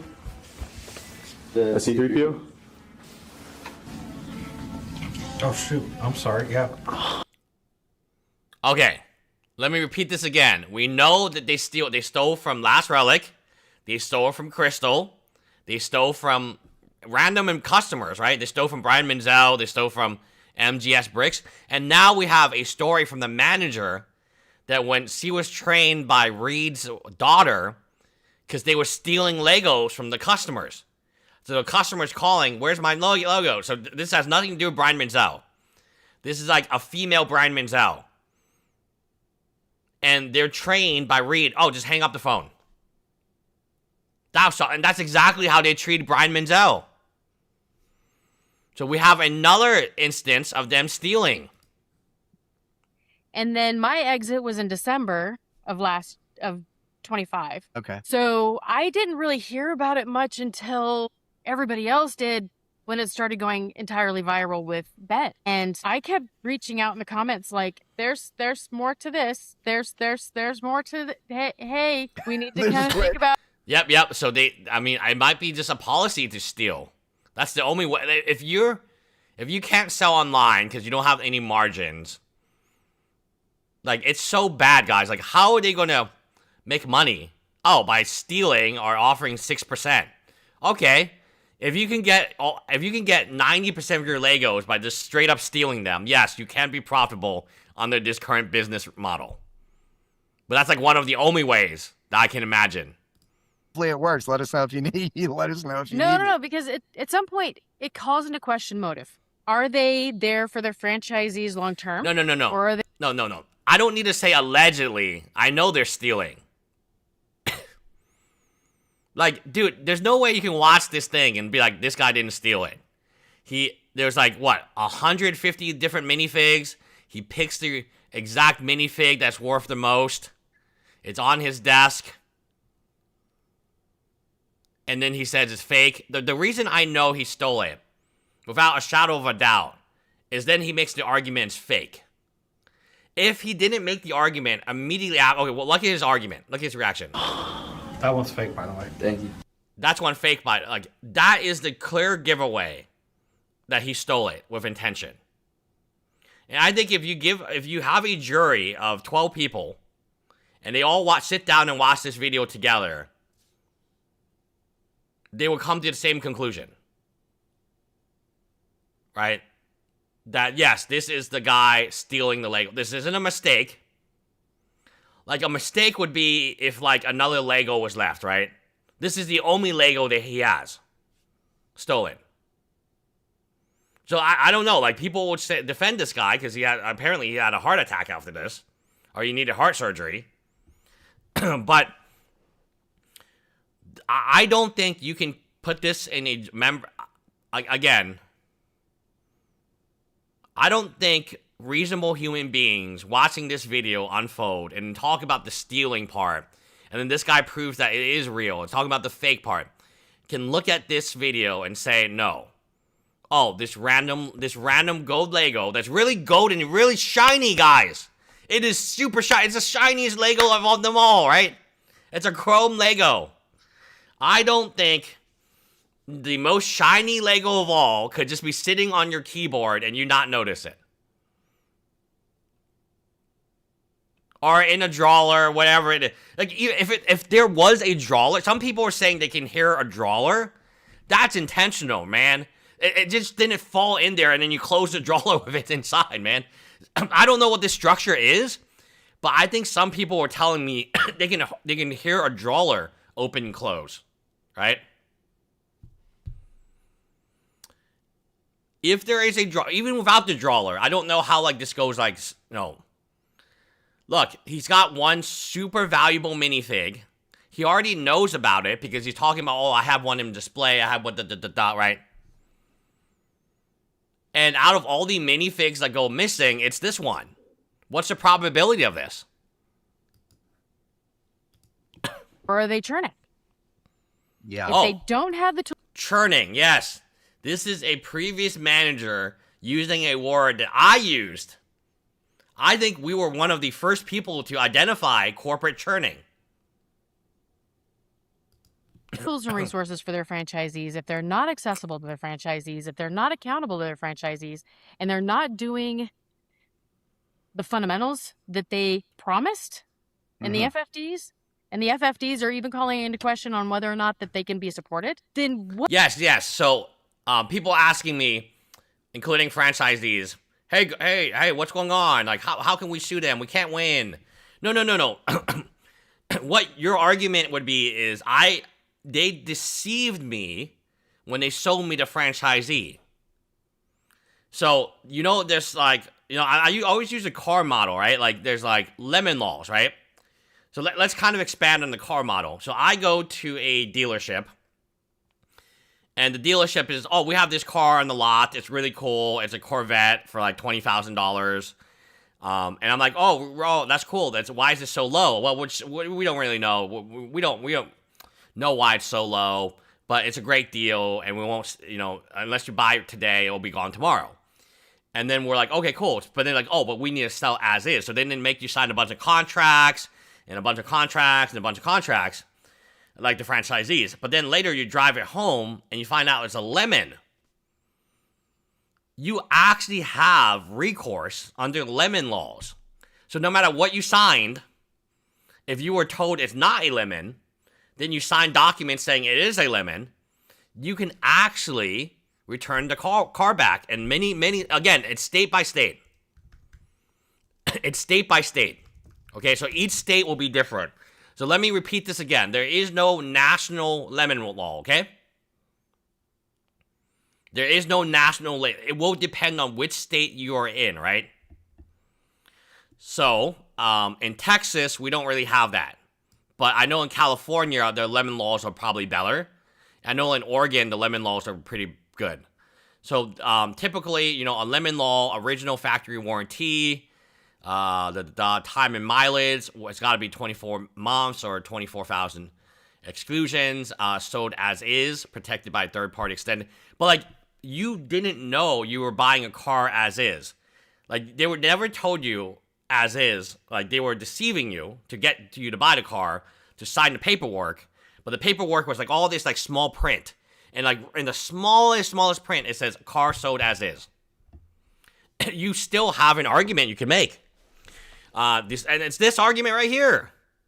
Deceptive Trade Practices Act provides legal recourse in Texas if a seller misrepresents the condition, history, or quality of a used car.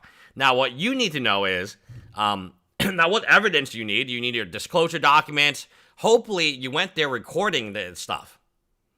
So if I had to give franchisees any piece of advice right now, it would be like, I would be looking at every single document, every single email they ever emailed me, and seeing like what promises in terms of revenue, profit, profitability. Like I would be looking at anything I could, any misrepresentation on the franchise. Because even if you buy a lemon and the contract says we're selling you a lemon, which is terrible, right? But some of them do. I could still argue, no, I didn't know. So like, what Reckless Ben is trying to show with the contract, like Reckless Ben is not an idiot, right? Like people really don't understand like this part of Reckless Ben. The reason Reckless Ben is sending so many UPS drivers is he wants to show that people don't read their contracts. So I think he's planned this from the very beginning. I don't know. So again, I've never actually... Pretty big company. I've actually never talked to Reckless Ben before. But this whole skit where he's trying to get them to sign, he gets Amanda to sign the document, which then allows, like, people, like, wondering, like, what happened here? Like, why would he need to do that? He's trying to show that people sign contracts without reading them. Yeah, the trap set. Like, this part here... How this company bullying his family has reason to ever give the Legos back. I just want to say, if this is actually what Bricks and Minifigs' plan is, then that's insane. But I really wanted to find out if this is what their plan was. So I decided to tell Josh that Brian is going to send him an apology video. He makes the apology, then we can get the Legos back like today or tomorrow, you think, or? Yeah. Just in case Bricks and Minifigs to apologize to Amanda for my raffle being fake, even though I put in a lot of effort to make sure my raffle was actually real. I don't know. It almost feels like another trap.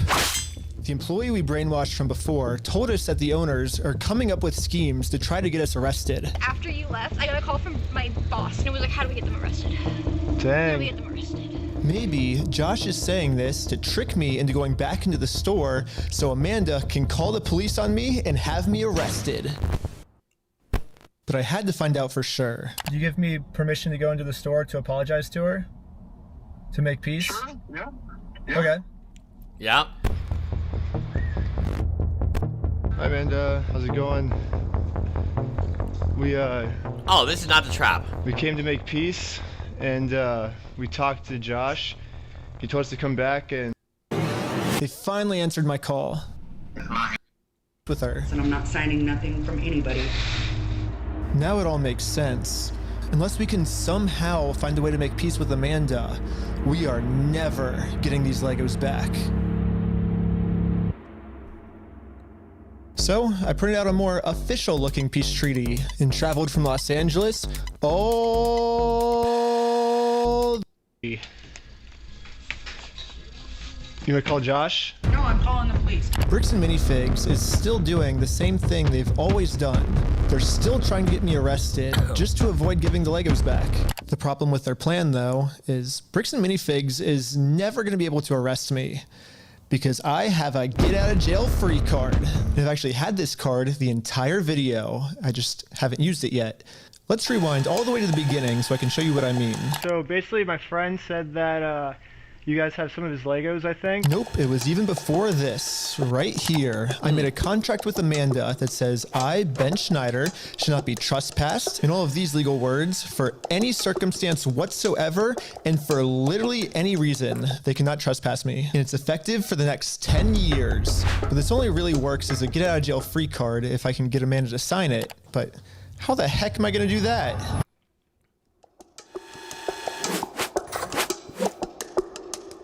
Oh, there's Sheldon. That's Sheldon. Hi, sorry, I got a delivery. Can I get a signature? For some reason, Amanda just started signing a contract. I think Reckless Ben might be a genius here. If the initial goal is to get all the franchisees out of their contracts, this is why he does all this stuff, right? Because he's showing that people sign contracts without even reading them. I think the franchisees, they signed their 700-page contract. What percentage of them have read the contract? 0. And that's being generous. None of the franchisees have actually read their contracts. But they didn't need... I mean, it's like a used car salesman. Amin is like a used car salesman. He says all the nice things. Wow, brand new tires, brand new gear, brand new engine. And then you're like, oh, wow, that sounds really good. Oh, why is it so cheap? Why is this business opportunity available to me? Oh, well, you're special. You're special. And then you sign it, and you didn't read it because, like, you were being told. This is the same thing that happened to Last Relic and Crystal. Oh, you don't need training, Crystal. You're already so good at your job. You're such a good manager. You already did manager. You don't need the franchise training anymore. Like, we're going to bring in rescuers. That's a very, very strange way to say that we're going to take over your store. We're going to bring in store rescuers, and they're going to rescue your store. Like, this is... I think Ben had a plan from the very beginning, because, like, he's smart enough to know that part 4 will be about the franchisees.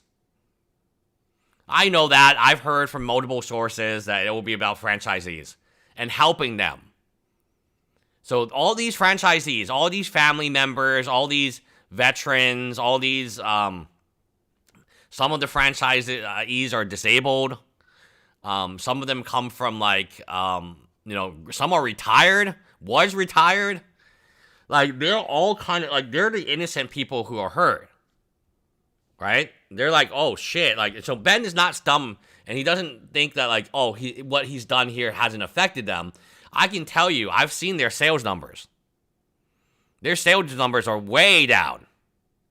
Like, way, way down. Without disclosing what they actually are, I'll probably do a percentage. I've seen sales numbers down like 60% or more. Week by week. Like, I mean, people, this is a laughing joke of a franchise. We saw the movie thing. Does that make anyone look good? Does anyone... Dude, Alex called a bird store. And he's like, yeah, I own a bunch of businesses. They think Bricks and Minifigs sucks. I'm going to stay away from that. Dude, like, you have to understand the reputation of this brand. Even Amasaurus, who's a 10-year influencer of them. It's like, oh, I don't think we can recover. Even the really nice woman who was talking about, oh, I love Legos and I'm a customer. She's like, oh, I don't think this brand, like, if you poll your customers, none of them think that you can recover. Like, even your most loyal, diehard customers are literally making videos on YouTube saying, oh, I don't think there's any chance they can recover. And I'm not going to spend money with them anymore. Goodbye. Your best fans, and like, we're not talking about, like, no fence sitters here, right? Oh, no, we're talking about current customers who love Bricks and Minifigs, who love the owner of the store, literally making videos saying, I cannot buy from your store anymore in good conscience because your corporate is so bad. We have Amasaurus saying, oh, I don't ever want to work with you guys again because your corporate sucks. Like, Amasaurus' title, Corporate Needs to Resign. you gotta, like, that's from Amasaurus, from the creator of the Bricks and Minifig jingle. Like, and now you got a movie, you got people spending hours and hours. I don't know how long that movie took to make, or that movie preview took to make. But, like, dude, there are so many people who just hate you guys. And then now you have a video of Amin trying to kill Ben. Like, what else can you say? Like, he's a sociopath. He was abused by a relative as a child. That made him a sociopath. I have to buy a shotgun right now to protect police officers. Do you think I should buy a shotgun? I fear for my life, for what Reckless Ben could do to me. Hey, dude, I have to arm my staff. My staff is so scared of Reckless Ben that we have to arm everybody in case he comes back. Like, and then, oh, he has multiple criminal. You got a dude lying and putting, like, not just Reckless Ben's life in danger. He's putting a minor's life in danger. You're putting Tyler, Sierra, Tyler's friend. Why? Like, my question initially was, and I have this explained now. Let me tell you, like, why I was so confused. How can the American... I made a video today about the American Fork Police Department using, like, lethal, and we finally found the effing document. Like, you know, it wasn't actually in the warrant or the source. It was in the police report itself. So it wasn't...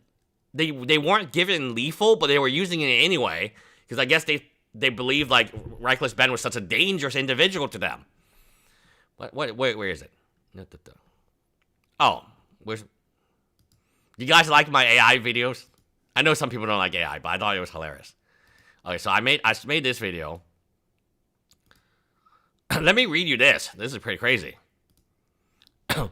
Officers announce police search warrant. The home was occupied 5 times by a minor. What if they shot the minor? Including Ben. I held lethal coverage. Okay, this is the guy pointing the rifle at your, like, groin, right?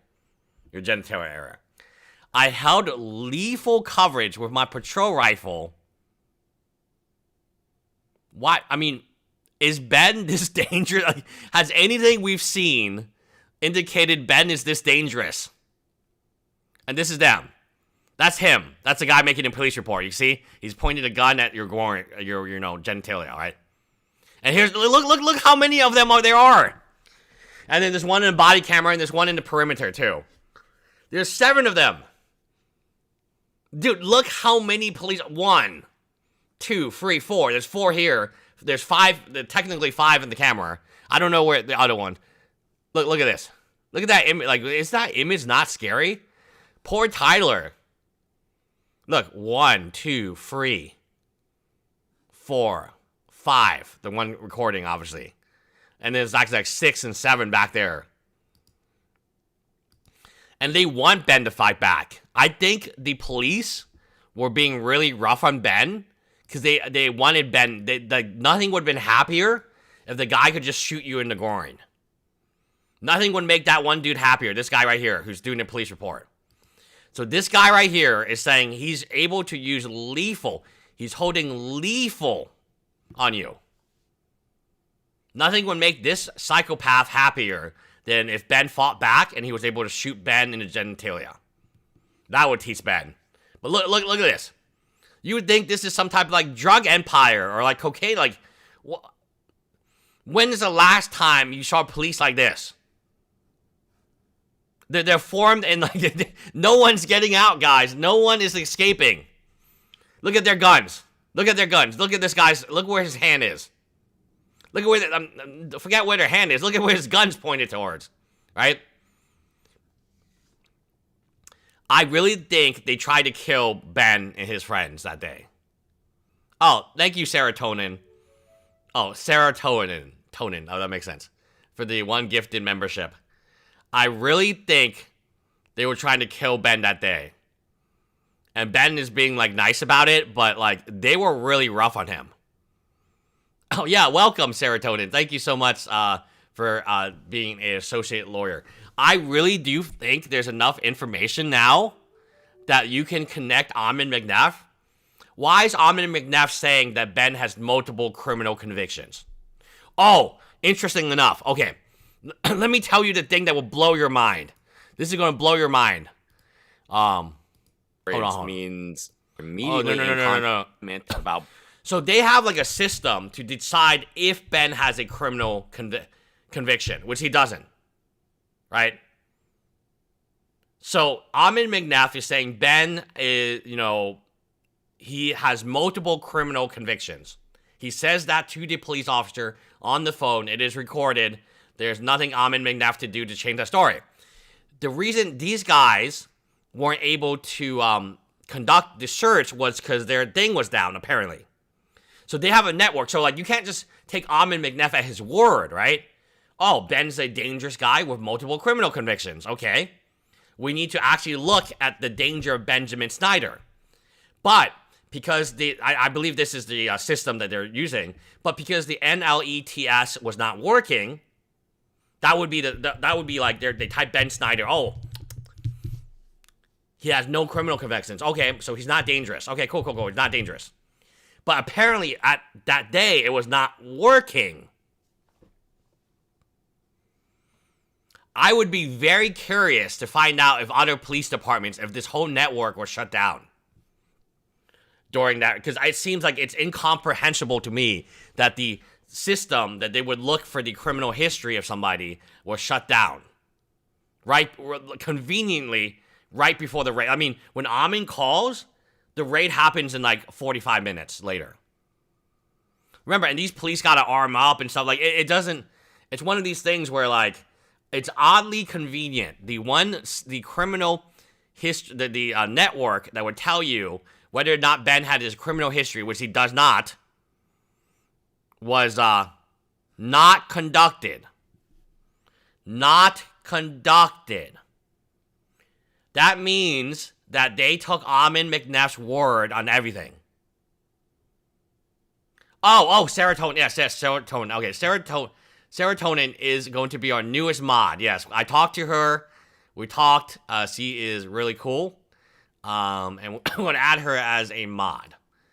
So, welcome serotonin as a mod. I forgot what that was. Yes, now she as a mod. Thank you for reminding me. I did talk to her on Discord privately, and yes, I think she's well qualified to be a mod. She volunteered to be a mod, and now she's a mod. So welcome to her as a mod, right? So again, okay, don't F for justice. I don't know if fun is the right word. My singing might make the chat go deaf. Isn't there a song? Yeah, but anyway, my point is, it's oddly convenient, the system that you would be using to check. So when I saw this last night, like, so I made a video about this, but I didn't, like, when I made the video, I didn't know about the Amin McNeff part. Because that was recent. That was like 2 days ago. Like, every other day, something really bad happens for Amin McNeff, right? Like, if you're Amin McNeff and wife, you're just like, oh, Amin, what happened today at work? Oh, you know, body footage camera came out where I was lying about multiple criminal convictions. And then I thought, okay, this is weird. The system's not working. But why would they need to use it? It's because, like, Amin reported that Ben had multiple criminal convictions. So it's oddly interesting that, like, the system was exactly down around the time the raid was happening, where they're pointing guns at your genitalia.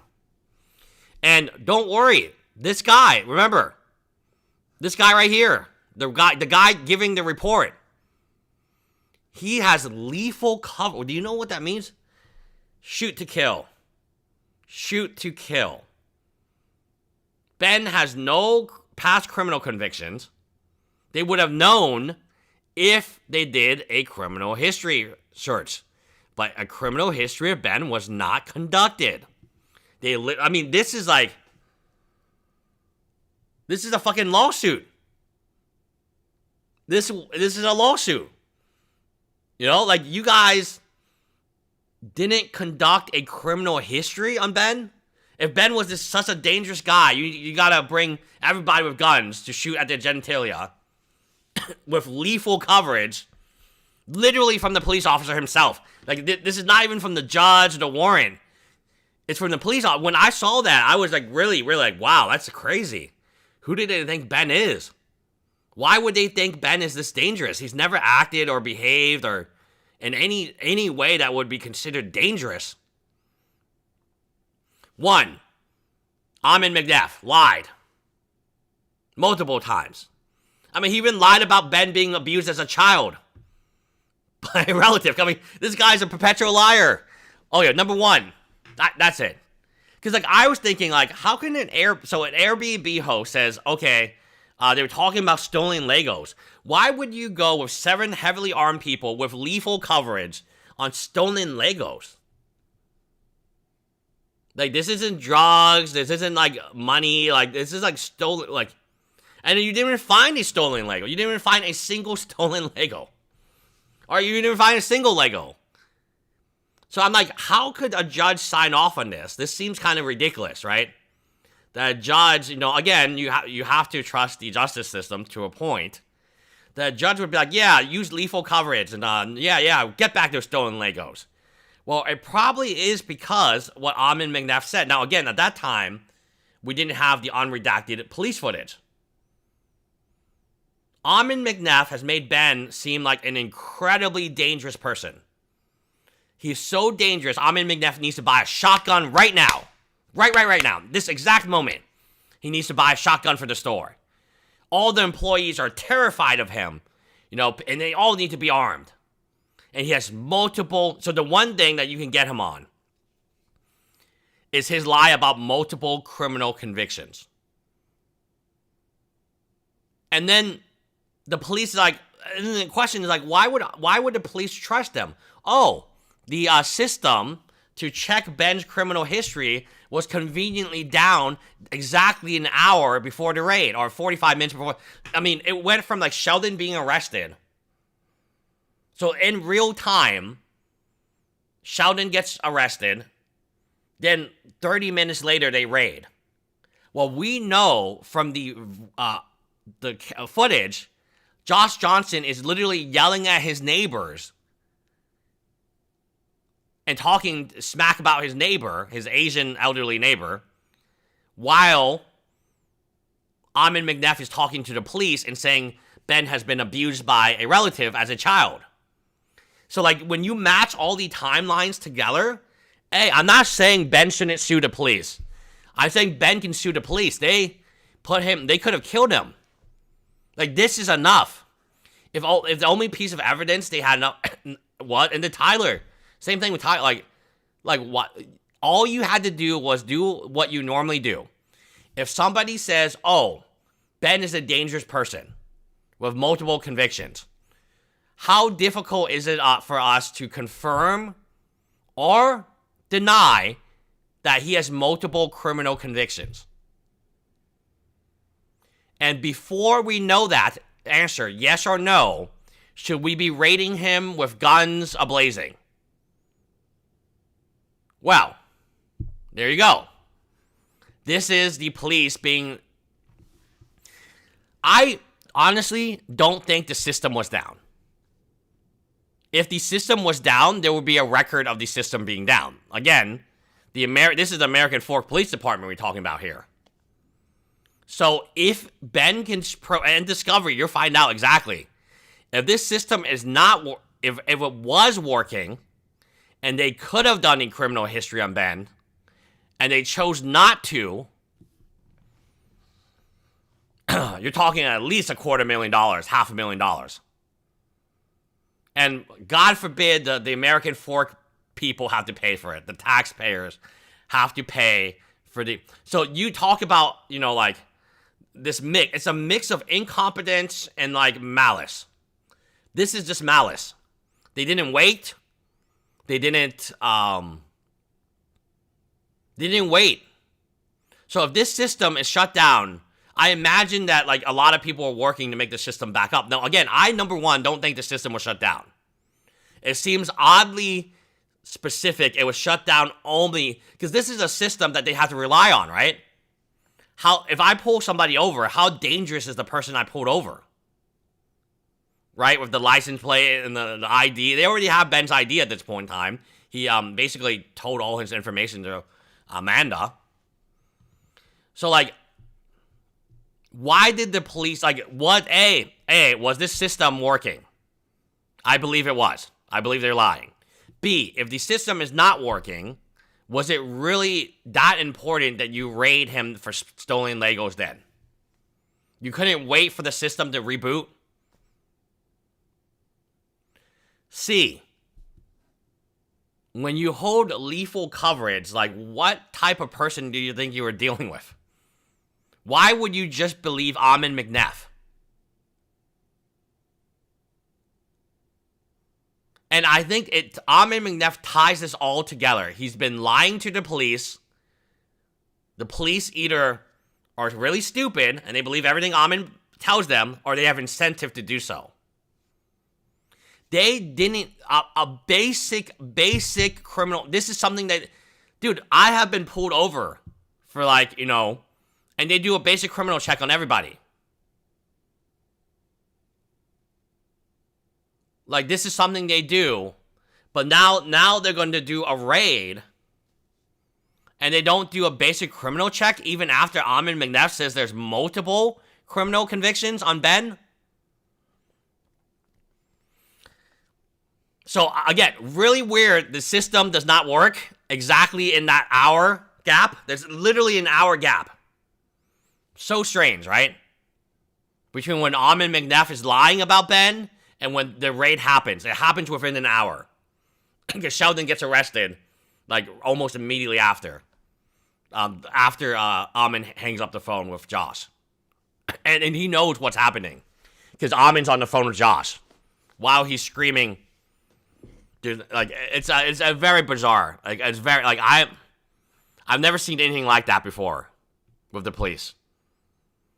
Like, it's kind of like the body cam is working until it doesn't work. And then you beat Ben, you know, then you just savagely beat the guy. It's like, what's the point of having body cams if it, like, shuts off during, like, you know, the altercation? So what's the point of having a system that can check up criminal records when right before you need to check up criminal records, it shuts down? Again, this is one of the funny things, right? You could be wearing a body cam 24 hours, right? Or let's say 12-hour shift. You're wearing your body cam for 12 hours. And then, conveniently, during the 10 minutes where you're beating up the homeless guy, the body camera's turned off. Wow, that's kind of weird, right? Like, so it's working for, you know, it's been working for the past week nonstop. And then, conveniently, when you're beating up the homeless man for fun, it has stopped working during that 10 minutes.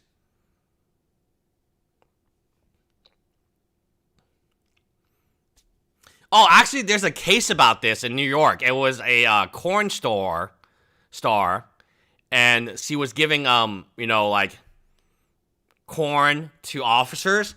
So the officer's body camera was on, like, for a whole month. And then he was getting, you know, he was married, too. It was, like, a really big thing. I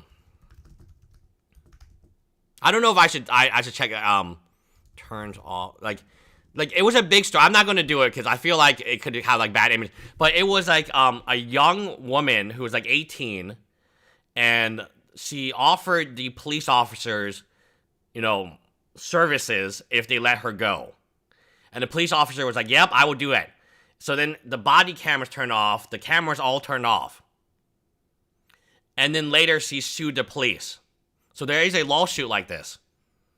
So it's like, you had your body cam on, like, every day for the last week, and then suddenly you arrest a young woman who's 18. I think she was 18 at the time, or 19, and she's offering, you know, this, and suddenly the body cam goes off as soon as you get the offer. I wonder if you said yes or no, and then like 10 minutes later, like, it's back on again, and an officer's like, "Wow, this is great. Oh, this, I wonder if you said yes or no, officer, to that thing."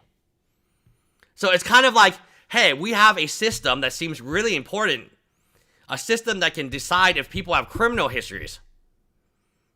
And when we need it to work conveniently during the 1 hour that we need to put Ben's name in, it doesn't work anymore. Right? I wonder what happened to the system. Right? I wonder why a super important system, right? I wonder why, yeah, it's very gross. These police officers, I think it was like in New York. I forget where it was. I wonder why the system doesn't work exactly when it should be working. Dude, you're going to raid a dangerous criminal, a multi-conviction, child abused criminal, sociopath,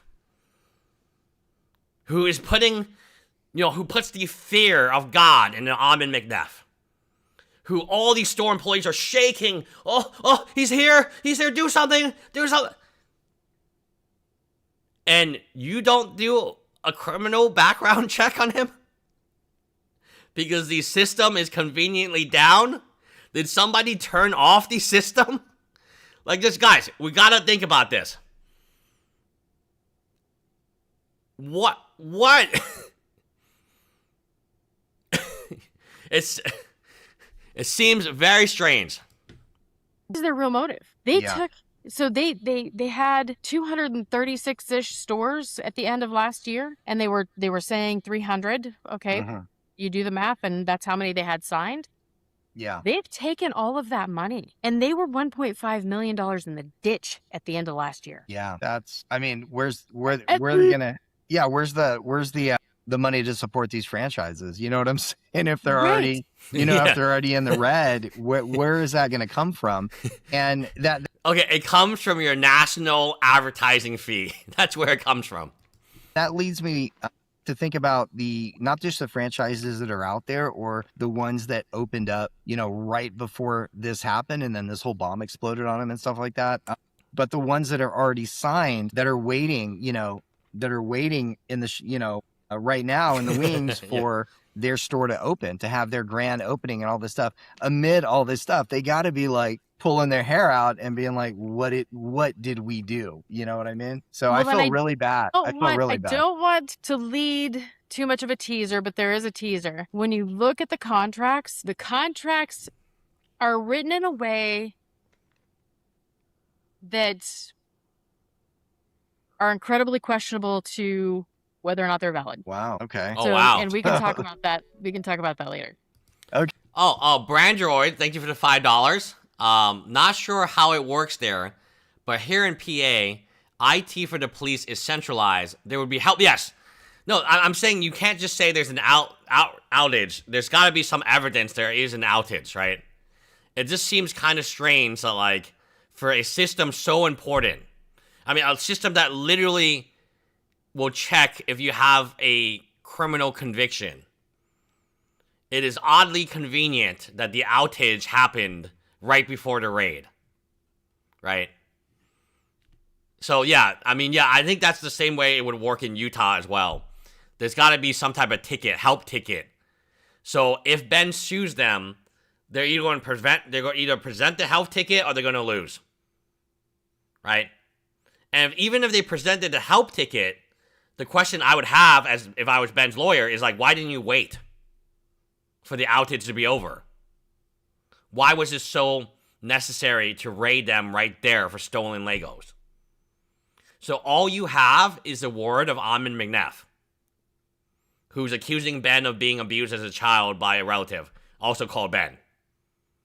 So obviously his research is not very good. So, like, if all you have is one-sided Amon McNeff, you don't even have the eyewitness. Outside of the guy who literally escorted Ben out of the building, you didn't even interview that guy. You just got his name. You asked for his ID, didn't have his ID, then you just got his name. Oh, I just need your name. You interviewed Amon McNeff, who was actually not even there at the time Reckless Ben came to the store. So, like, I would also, again, even if there was an outage, my question would be, is it so important to come with lethal coverage? Is it that important? To judge, the same thing. Is it so important? Is this warrant so important that we need to actually, like, do the raid during an outage, or could we have reasonably waited? Right? That would be my question.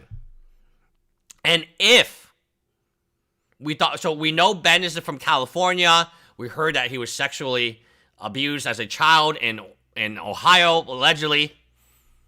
Why don't we call Ohio or California and see if they can do a search for us? Because Ben has never been to Utah before. So what, did every system go down at the same time? Did the California have an outage too? At the same time Utah had an outage, and Ohio had an outage as well. We know Ben is not from Utah. We know he's not from Utah. Okay? So if Amon is correct, and at one time Amon says Ben has a criminal conviction from 2024. Well, we know that's not from Utah. Maybe it's from Oregon. Maybe it's from... should we do our due diligence and at least call Oregon, call Ohio, do they have a Benjamin Snyder with this age who looks like this, and does he have any criminal convictions? Unless there was a nationwide outage, which would be even more scary to me that this could happen for over an hour. It would be a completely bizarre system if just nationwide there was a complete outage and no police officer anywhere could type in Ben's name. So, no, I'm not. Yes, so people are saying they probably ran it. So that's what I'm saying. I don't believe there was an outage. Like, my first reaction is there was no outage. They just lied. If there was no outage, they ran Ben's name. It comes clean. Well, why are we bringing guns? Why are we shooting lethally? Oh, well, because the system was down. So one thing that could be true is there was no outage and they ran Ben's name. They will have a record of this.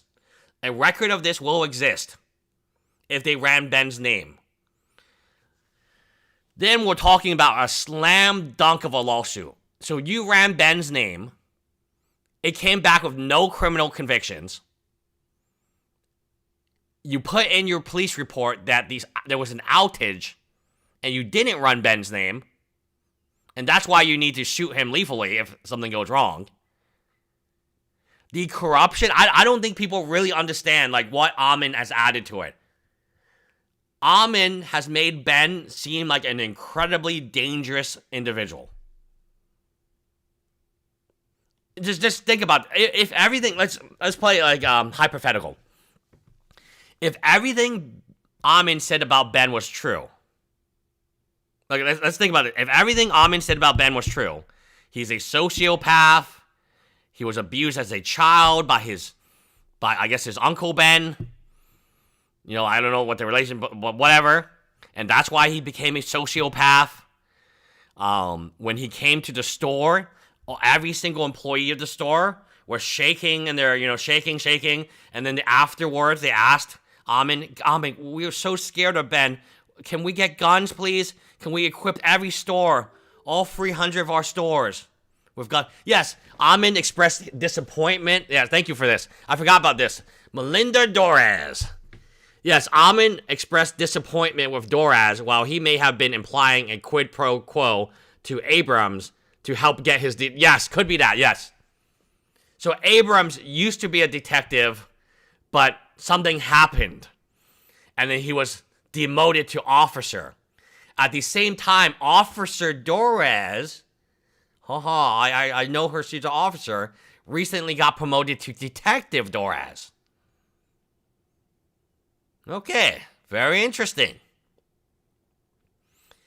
And he was like, oh man, Detective Doraz didn't respond. He kept calling her officer. Officer Doraz, right? He knows she's a detective, but he wasn't happy that Detective Doraz wasn't willing to like go with a gun and then shoot some people. So instead, she said, Abrams, oh man, if you could help me, and that would be great. But back to, so that's a really good point, Nailhead. But back to my point, and my main argument here is, let's assume this is like a bazaar.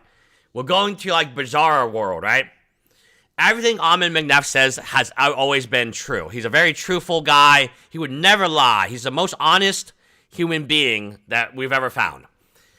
Ben is a sociopath due to child abuse from another Ben, Uncle Ben, let's call him. That explains it. And Amin has a psychology major, so from BYU, so he knows a sociopath when he sees one. He has multiple convictions. The store employees are so afraid when Reckless Button comes into the store, the first thing these guys say is, Amin, we need guns. We need guns. We cannot deal with this guy again. He's coming in, beating us up, asking questions, every store employee, according to Amin, needs to be armed just in case Reckless Ben comes in again. Including the one that's already armed, which makes no sense, but the one that escorted the actually key eyewitness then according to Amin himself, who wasn't even there. Dude, remember, Amin wasn't even there when Reckless Ben came to the store. But he is so afraid that Reckless Ben is such a dangerous individual, somebody who was not even there at the store, needs a shotgun to protect himself. If we believe everything Amin said about Reckless Ben is true, then we do have a really dangerous individual here. No joke. If every employee is so afraid, the first thing they do is ask Amin, we need to be armed, Amin. And then Amin himself, who wasn't even there during the altercation, needs a shotgun right now. How dangerous of a criminal are we dealing with? Like, let's assume we don't know anything about Reckless Ben. And Amin's like a really nice guy who never lied to us. A criminal abused as a child by his Uncle Ben, also called Ben, who's a sociopath. As says the BYU psychology major, Amin, again, we're like saying like he's like some type of genius, right? He's identified as sociopath. The employees of the store, because he has multiple criminal convictions, of course, is so afraid, they just all want to be armed. Just seeing Ben for a few seconds has them like so afraid. We are talking about like Al Capone levels of like we are talking about Al Capone levels of like mobster, like mafia levels of like, holy shit, this guy's in our store. Like, I watched Toaster King. We talking about like Toaster King levels of like badass. Like, when this dude walks into your store, like, all the employees drop what they're doing, look for weapons, I guess, or hide in corners. They all go to storage. It's like, that's fucking Reckless Ben. Guys, hide. Hide. God, I wish I had a gun. Oh, I do have a gun. That is how the police have treated Reckless Ben, as legitimately an individual that dangerous. An individual who at any time could go sociopath on them. And trust me, Amin McNeff, he would know a sociopath. He has a degree from BYU in psychology. Like, what type of level of criminal are we talking about? Multiple criminal convictions. Like, the store is an absolute terror and chaos of just this guy walking in. Unarmed, by the way. Like, what type of level of criminal are we talking about? Probably the type of level that you gotta hold him with lethal force. He was very positive and things are great and, good job, but less than probably an hour a week. I gotcha. Okay. And then walk me through, if you can, when, from being there to inevitably being let go, and what do you feel led up to that, and how that all transpired, and then how it, And I can share my lived experience without giving numbers. Yeah. But when you break it down to the fundamentals, and your manager with experience comes to you and says, they made it seem like Reckless Ben is literally in the hills with a sniper gun trying to shoot Daniel McNeff. And Daniel McNeff, that was Reckless Ben. God, I saw him. Dude, the type of level of criminal and this is actually really relevant here because the Daniel McNeff thing happened very recently with his idiot sons, right? And being on Fox News and the New York Times or some type of like old traditional media that he was watching. Oh, TMZ. The dad was very upset about it because it was on TMZ that day.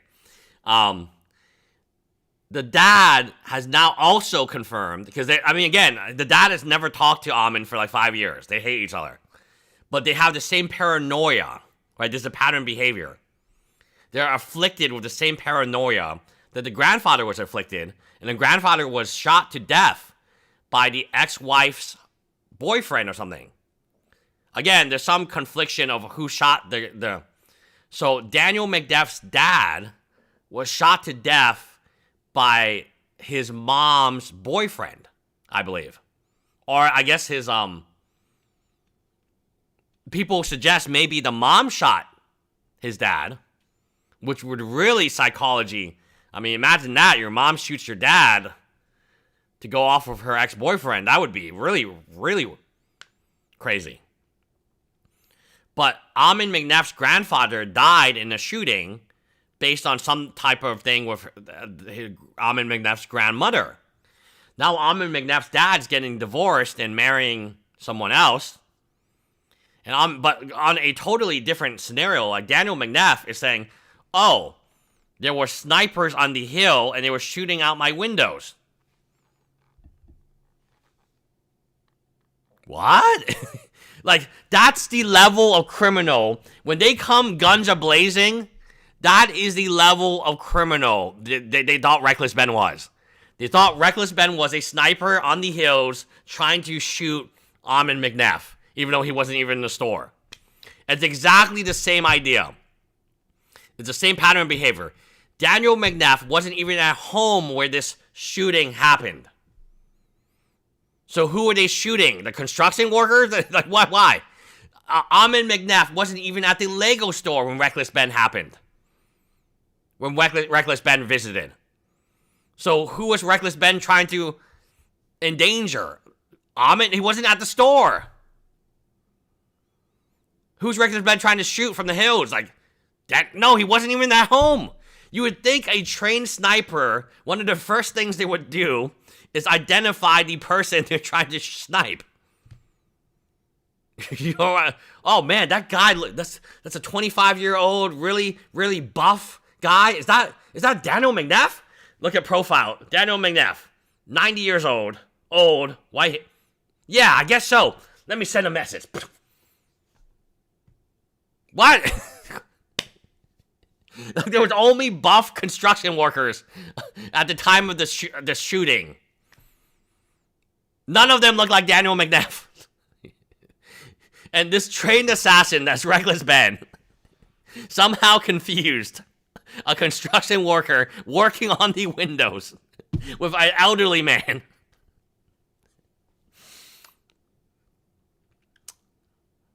Oh God, it's so sad. It's so stupid. Like, you know, like, who are they? The only people stupid enough to believe this are the police. Like, when a reasonable person is like looking at this, was Reckless Ben in the hills with a sniper gun?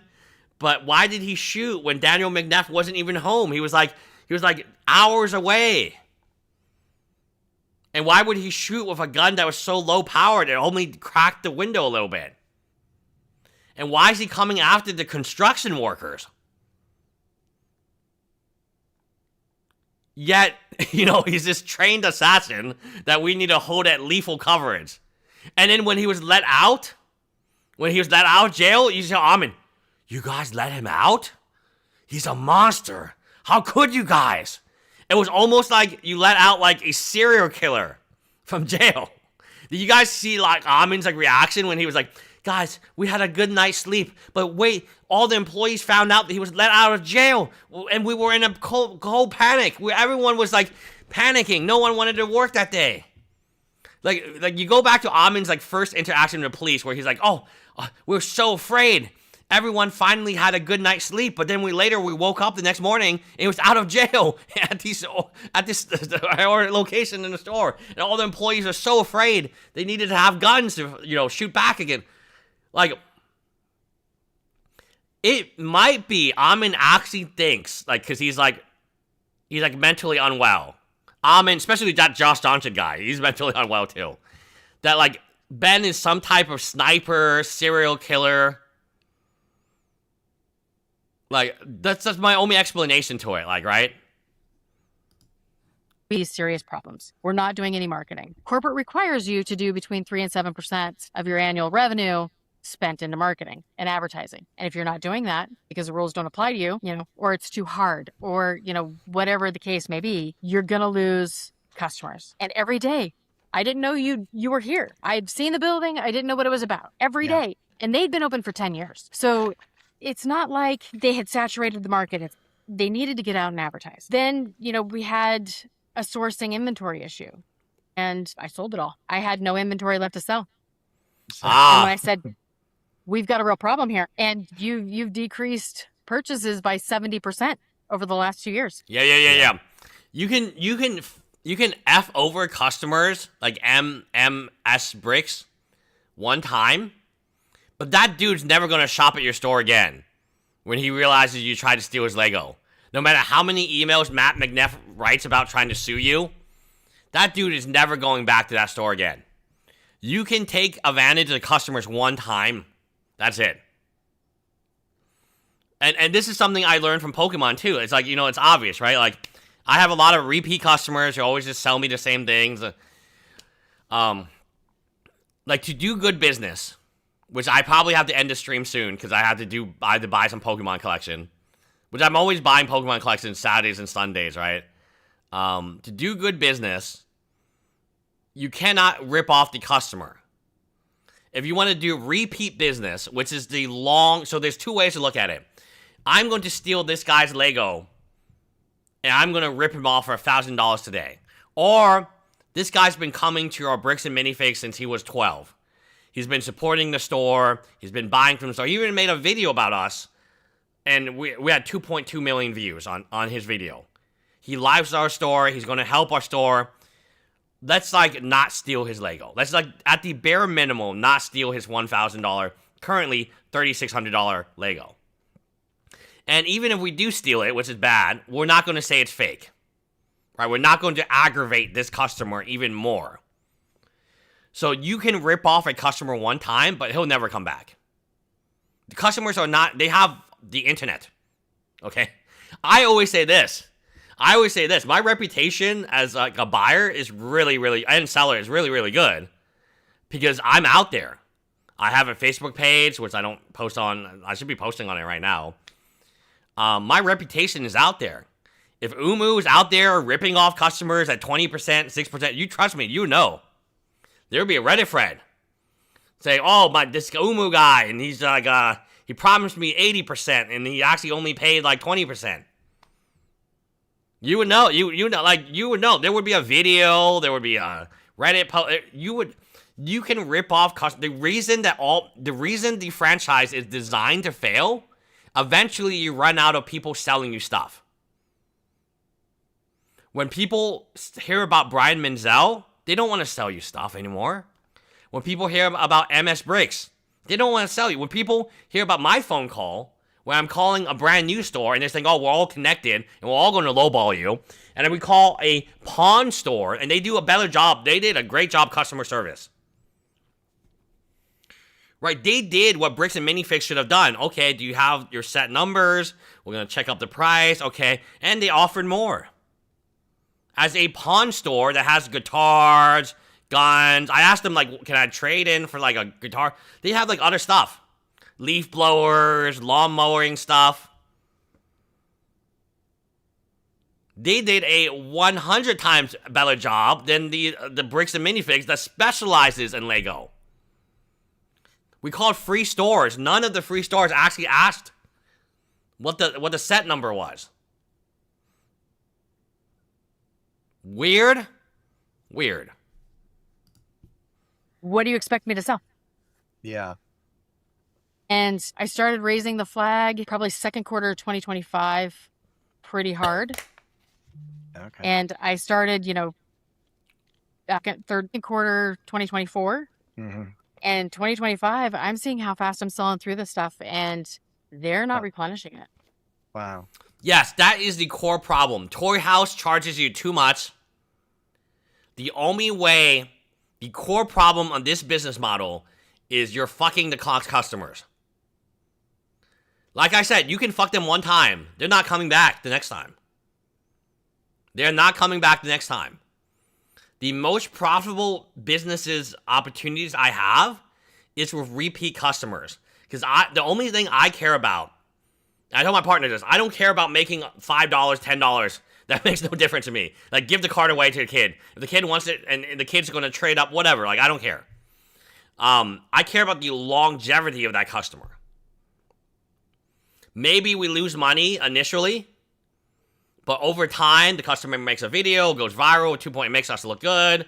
The customer is coming in, they do a lot of deals, they do a lot of trades with us.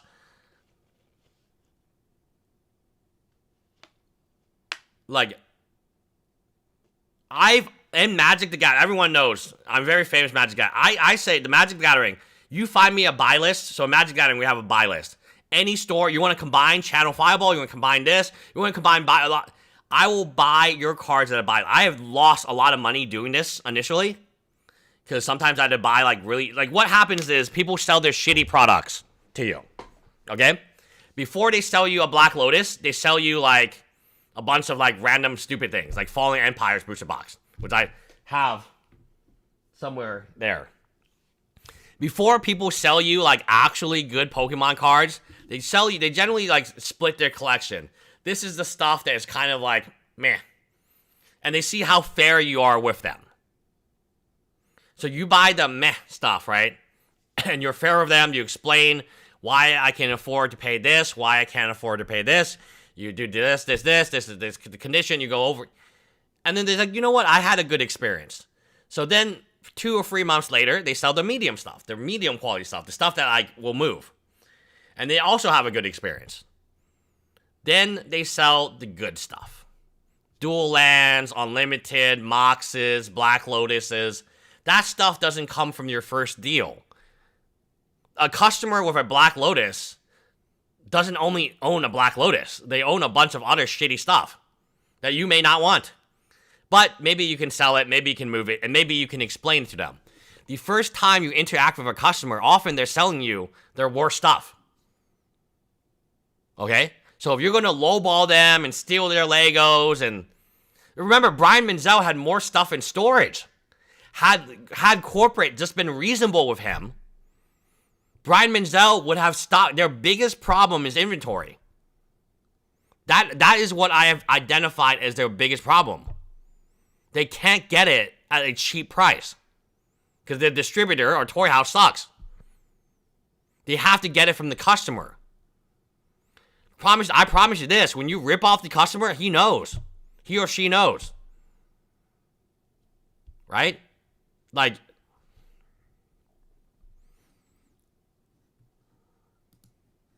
and I'm like, this is our problem. Yeah. And I can't sell air. Yeah, you're like, I can sell it. Can you just give it to me? You know, a double dog dare you to, I could sell, ice to an Eskimo, but I mean, at some point it's like, I got nothing left to sell. Yeah. Yeah. I have absolutely nothing left to sell. And since it was selling at a good rate, what was their answer to not replenishing it at a productive volume? When you're going up and up at a decent pace. Yeah. You've been consistent, increasing revenue. There's no problem. But I'm proactive. I'm seeing the trend and I'm going, we can't make these decisions when we're out of inventory. We have to make these decisions now. And I've been out of inventory. Yeah. Basically, well, too bad. So were they still expecting those numbers having a lower inventory, or are they just like, yeah.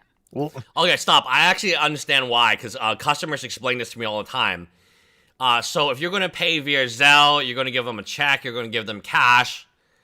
They do the, customers are not stupid, especially if they have really good collections. They're very smart. They know what their cards are worth, and they sell you the junkier stuff to see if you give them a check, it works, right? That it cashes. So again, I think because Bricks and Minifigs is such a stupid franchisor, they don't understand the value of repeat customers. Like, Brian Menzel is a high-value customer because not only was he going to sell Crystal the stuff that Crystal already had, which is already a huge boon in inventory, which seems to be a major problem in this model, he had other duplicates in his storage that he was going to sell. And if this guy has this big of a Lego collection, trust me, he has other collectible items that he may sell. Again, I know they cannot sell Pokemon cards and Magic cards, but maybe you could refer him to somebody. And he's selling to us at 65%. It's a win-win until corporate decides to straight up steal. I don't know what's wrong with our sales here, but We have We nothing never got to sell. that point. Yeah, we never got to that point where it was dropping off. Yeah. But I was pretty vocal about. Yeah. We've got some real problems. Yeah.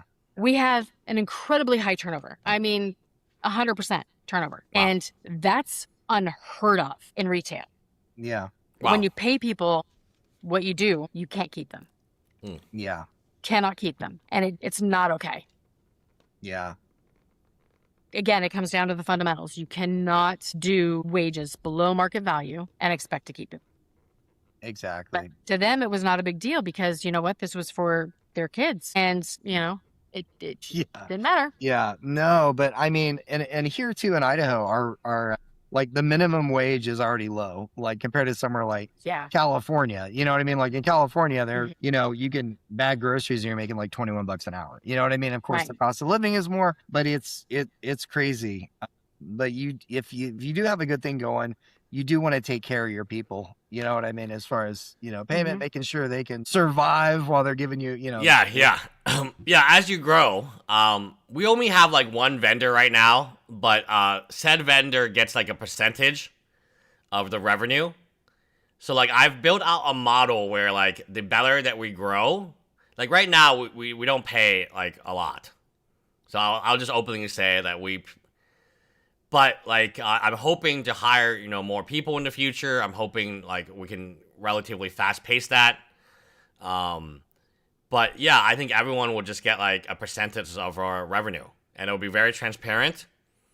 They'll have access to look at what it is, and they would benefit. So if we grow, they grow. They get paid, but they literally get. So the incentives are aligned.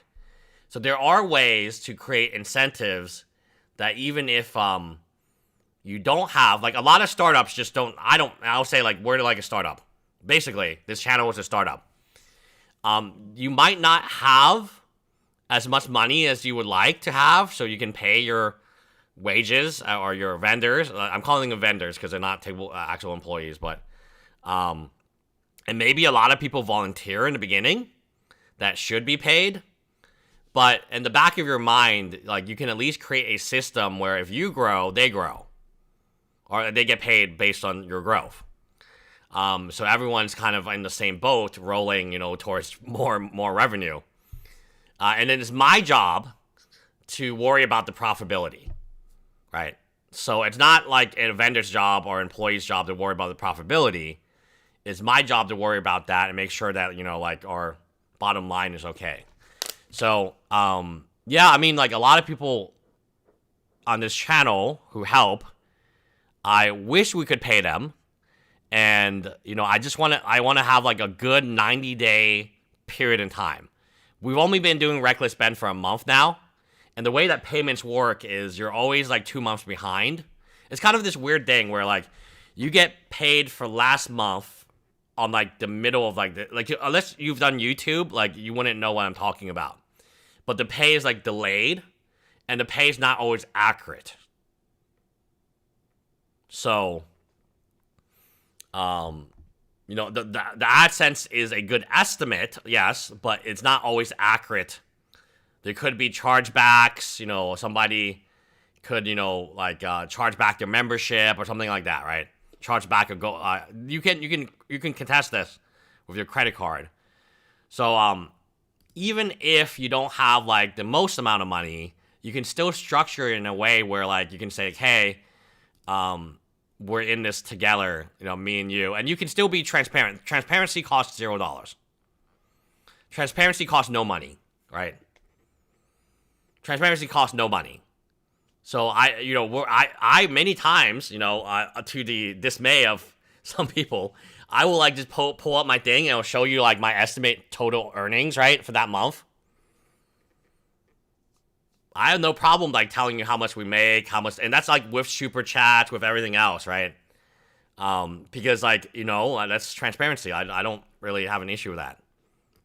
Oh my goodness. Yeah. There's so many things you can do with it. And it's so, you know, I'm like, these little plastic bricks bring me so much joy, but they, you know, yeah, it's crazy. I know. Yeah. It's crazy what you can do with it. So, I mean, that's why a lot of people love it. Okay. We're getting We're getting to you The hard being questions? let go. Not really hard question. Well, I did have another question, and I don't know if you can answer this or not. I have heard from multiple, a lot of them are closed franchises, but with these patterns and stuff, I had heard, have you heard of the Last Relic? Have you seen any of his videos? Last Relic. Yeah. Shout out. So let me open up the chat again. Hold on. I saw Jules, yes, Mon, yes. Okay, so like this, and I also don't mind, like, if there's something I can do for the people supporting the channel, so I'll just do this. If, there's something I can do, to support anyone who's supporting the channel, either GoFundMe, advertising, or, I'll put chat on right now, I don't like, this is Alex's company. I do get money from Alex's company, but it is Alex's company. It's sticker collection. He has me. He's got Papa Gut. If you are, I think like he's got to talk to BBQ. I think BBQ will sign up for this, right? This is Alex's sticker company. I'm all for like supporting. And then Goosey has a streamer YouTube called like Goosey Streamer, our streamer standards. And we always like anytime she does that, I make sure that we promote her Twitter, right? Yes, that's Goosey's Twitter. So follow Goosey's Twitter. Oh Jesus. This guy used to be my like really close friend. Like this, it's so funny, right? This guy used to be my really close friend, and now they're just. It's so weird to see that happening, right? And then like this is Goosey's Twitter. She's like doing really really well. She's doing amazing on Twitter. I wish there was like, you know, she does, what is this? Okay, more police brutality on the elderly. Is this more police brutality on the elderly? Oh, geez. So she does amazing on Twitter, right? She's having a good time on Twitter. This is Alex's company. I do get money from this. Alex is our first and only sponsor, to be honest. And he has other creators. So if you're a creator, yeah, I mean, you can contact Alex, and he'll make you sticker sets, and you guys can, you know, and then I want his business, Papa Gut. I want his business to do well. I want him to be successful. You know, like, and actually we talked about this at dinner, like, you know, I was like, I want Alex to work as many hours as he wants, but Alex wants to work on his own stuff too, which is great. I don't have any issues with that. I get it, you know, I get it. We're not the market, like, we're not the market, top of the market, right? Right now. We're just a small little stream. I mean, we're barely bigger than Frogan. Joke aside. Right? Like, I mean, I want to get a good grasp of, like, what it looks like after Reckless Ben kind of cools down. And then, like, you know, we can start paying more people, right? I'm little over an hour from the UP. I don't know what the UP is, right? I can see Wisconsin. Does that count? I have no idea what you guys are talking about. He was in Florida, and he said that in his store, even out there in Florida, that any set that they got in that was over $1,500, they'd have to ship it out because they watch the POS system and it's all the same for all the stores, right? Right. They see your inventory. I would view it as like an investment. Like you are like an early investor into like the brand. We may be small now, but who knows where we will be like 2 years from now, a year from now. And you definitely appreciate the people who've been with you the longest, right? And this is something else I do. It's like if I'm going to open a Pokemon store, I'll ask the people who help me, hey, like, you know, this is actually a paid gig. You know, is there anything you can do? This is my idea. This is what I think. Where could you fit into this? If I'm opening a law firm, which has been on the back burner, which I gotta really work on. Like there's so much stuff I had to work on, but we live stream every day now for like 3 hours a day. So it's like, you know, and then I had to take care of my daughter. Like there's a lot of different things. Even privately, we may be trying to have a second kid go along. So like I understand it is frustrating. I am very slow, not like slow, like not Snark slow. Snark will say I'm very slow in the head. But I'm like slow to like do things, But I'm working like hard at night. Like these franchisees can tell you, I'm texting them at like 1 or 2 o'clock at night. I'm just working on stuff, right? When my kid goes to bed. But that's the only time I can work on stuff. I can tell you what's going to happen after I log off. We're going to order some Uber Eats or eat leftovers. And then I'm going to take care of my kid for the rest of the day because my wife has been generous enough to take care of the kid while I stream. And that's the deal we have, right? I enjoy our live streams. And I enjoy hanging out with my kid too. But like people like, I again, there's a lot of stuff. There's a lot of stuff I need to do. And I'm making progress, I'm making progress, but it seems like slow. When I was a single dude, bam, you could do 18, 20 hours a day working on this shit. And this shit would get done a lot. So I don't have 18, 20 hours a day to work on it every single day like I was younger. Like when I was making my first startup, my marketing agency, I had time.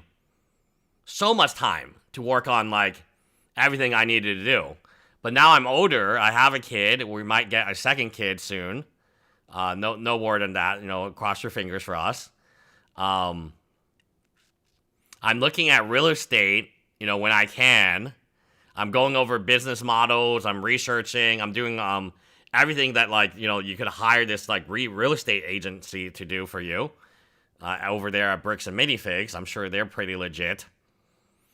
And I'm going over finances. I'm going over so it's a lot. It's how can I say, there's a lot of moving pieces that you never will see because it might not ever work. But that doesn't mean that I'm not trying, right? Like that, he'd have to, anything he got on a trade that was over 1,500, he'd have to ship it to the Eugene store that was owned by Josh at the time. Did you guys ever get any shipments like that? Or and I can kind of talk in. I don't know if you can answer that at this time, and that's okay. Yeah. What I want to know is where'd the money go that he had to pay for that? Yeah, because for me, he paid for that, and I want to know how he got reimbursed for that. That's what I want to know, and I don't think he did. It's crazy. You can't have. They want you to have these big displays from the community. If you can't have big, cool, and unusual Lego, what's the draw? That's what I was saying. It's like if I have a store. Yes, 100%. So 100%, guys. You need a Black Lotus in your store. You need a First Edition Charizard in your store. They are pieces that no one will ever buy. There's no one who will ever buy your Black Lotus.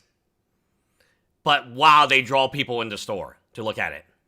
People would drive an hour, 2 hours away to look at your Charizards, to look at your Black Lotuses, to look at your display. Like, you absolutely need these really expensive pieces, even if they don't sell. Because they bring people in. People go, ooh, that's awesome. Like, if you're sending all the most valuable Legos off to Josh Johnson, you have just kind of destroyed your store. This cool trade, and it's amazing. Everybody's gonna go gaga over it. Yes. I'm gonna want to put that in my store. We got this trade in. It's all over your advertising. Why would I even think about sending that away? But it begs the question, what is the purpose of BAM franchising? They're not supporting him. Exactly. Yeah. I wouldn't know what his margin on that item was, but it was better than his margin on new unbox. Yep. Yes, for sure. Okay. Yeah. And they took that away from him. Yeah. If that's the facts. I don't know him. I don't know. I haven't seen the deal. I haven't seen paperwork. But if those are the facts. Yeah. Then capital cuss word you. Yeah, exactly. Corporate, because you are doing nothing but a disservice to your. Yeah. Exactly. You should be sourcing that stuff for your franchises. Right. Because a lot of the franchises don't have the money. Okay, Whoppy Bricks. Yeah. Whoppy Bricks can buy hundreds of thousands of dollars. They do amazing. Yeah, they do really well. But if you're corporate, if your corporate was doing that for you and you had a list of things that you could buy and cherry pick from. Oh, fuck. So it's not like Pokemon. Pokemon, they give you a list of things you can buy, and you say, yes, maximal. And they're like, oh, do you want to buy these Funkos? Zero. Do you want to buy these, Game of Thrones? Zero. So do you want to buy some Disney DVDs? No, zero. And then you submit. So it looks like this franchise just sucks. They don't even help you buy the Legos. Because corporate had a warehouse with all this stuff, and you could buy it at a rate where you could make money off of it. Right. You know, corporate's made money off of it. You can make money off of it. Everybody wins. Yeah, that's what I'm saying. Your store would be doing amazing. Yes. I mean? Yes. Okay, so the reason this business model is janky is the person buying it from the customer should be corporate, not these franchisees. I have just realized why this business model makes no sense. They're not getting supply of Lego. So the bottleneck is getting inexpensive supplies of Legos, which they're not getting from Toy House. So corporate has not had the type of relationship that makes sense. For instance, my distributor charges me 60% of MSRP on any items we buy, with a monthly $5,000. Now it's up. It's up to $7,000 minimum spend. But every single week, he will have a new email with things that we can buy. And we don't have to buy it. If we don't want to buy it, as long as we're above the minimal monthly, we don't buy it. But we want to buy it. Often there's like kind of a limit of how much we can buy. We just go, any Pokemon product, you just put max. And that's how my distributor sells his product. They don't have a distributor like this because franchise never found him. They're not getting Lego direct from Lego. They're not getting Lego from their distributor. Toy House is such a bad distributor. No one's making money from them. It's like, wow. It's really wow. We'll watch the rest of this interview. I think I gotta go eat. I'm getting hungry. So let me finish this segment and then we'll.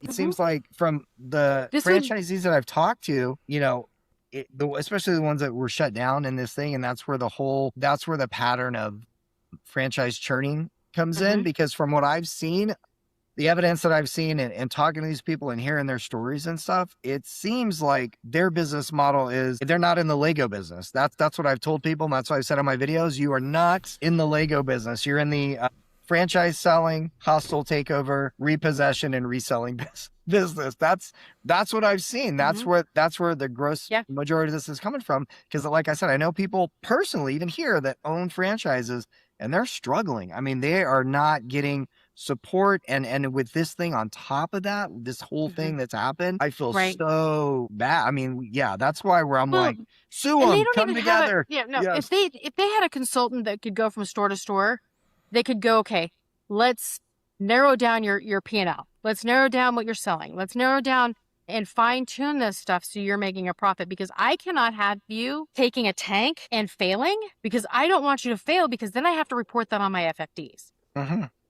Okay. But if I support you and I have somebody that's willing to go into these stores and do tools and resources, then that changes the ball game altogether. And it costs you a lot less money instead of having somebody go store to store for compliance. Yep. Well, that's their MO.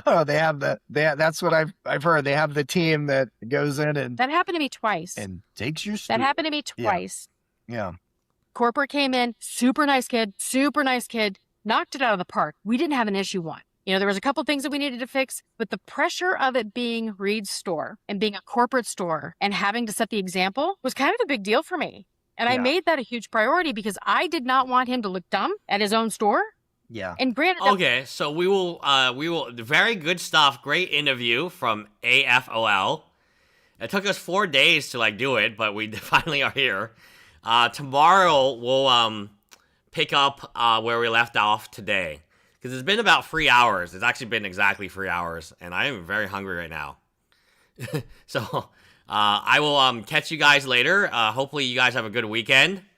Yeah, I mean, it's one of these things where, I, too, cannot figure out how in the world the franchisees are supposed to make money from this. And I've run a similar store before, so I know what their margins are. I know, and I also don't know why they have to buy at 20%. It never occurred. How are you going to get repeat sellers to you when your rate is that low. Your rate is 20%. Your rate is 6%. I mean, so that part has never made sense to me. I've never really understood that part. Because in Pokemon, Magic, whatever, you're paying, after all things calculated, you're paying, 70, 80%, sometimes 90% on really good stuff. So I really don't know. I really don't know how this business model makes any sense to anyone outside of Amon McNeff. Oh, Rose says Operation Manuals Part 1 drops tomorrow. Perfect. So now we're going to find out exactly how these people are supposed to make money. And we'll see you guys tomorrow, guys. I had fun. I always have fun with you guys. We are going to try to do more chill streams on the weekends than normal. All right. See you guys tomorrow.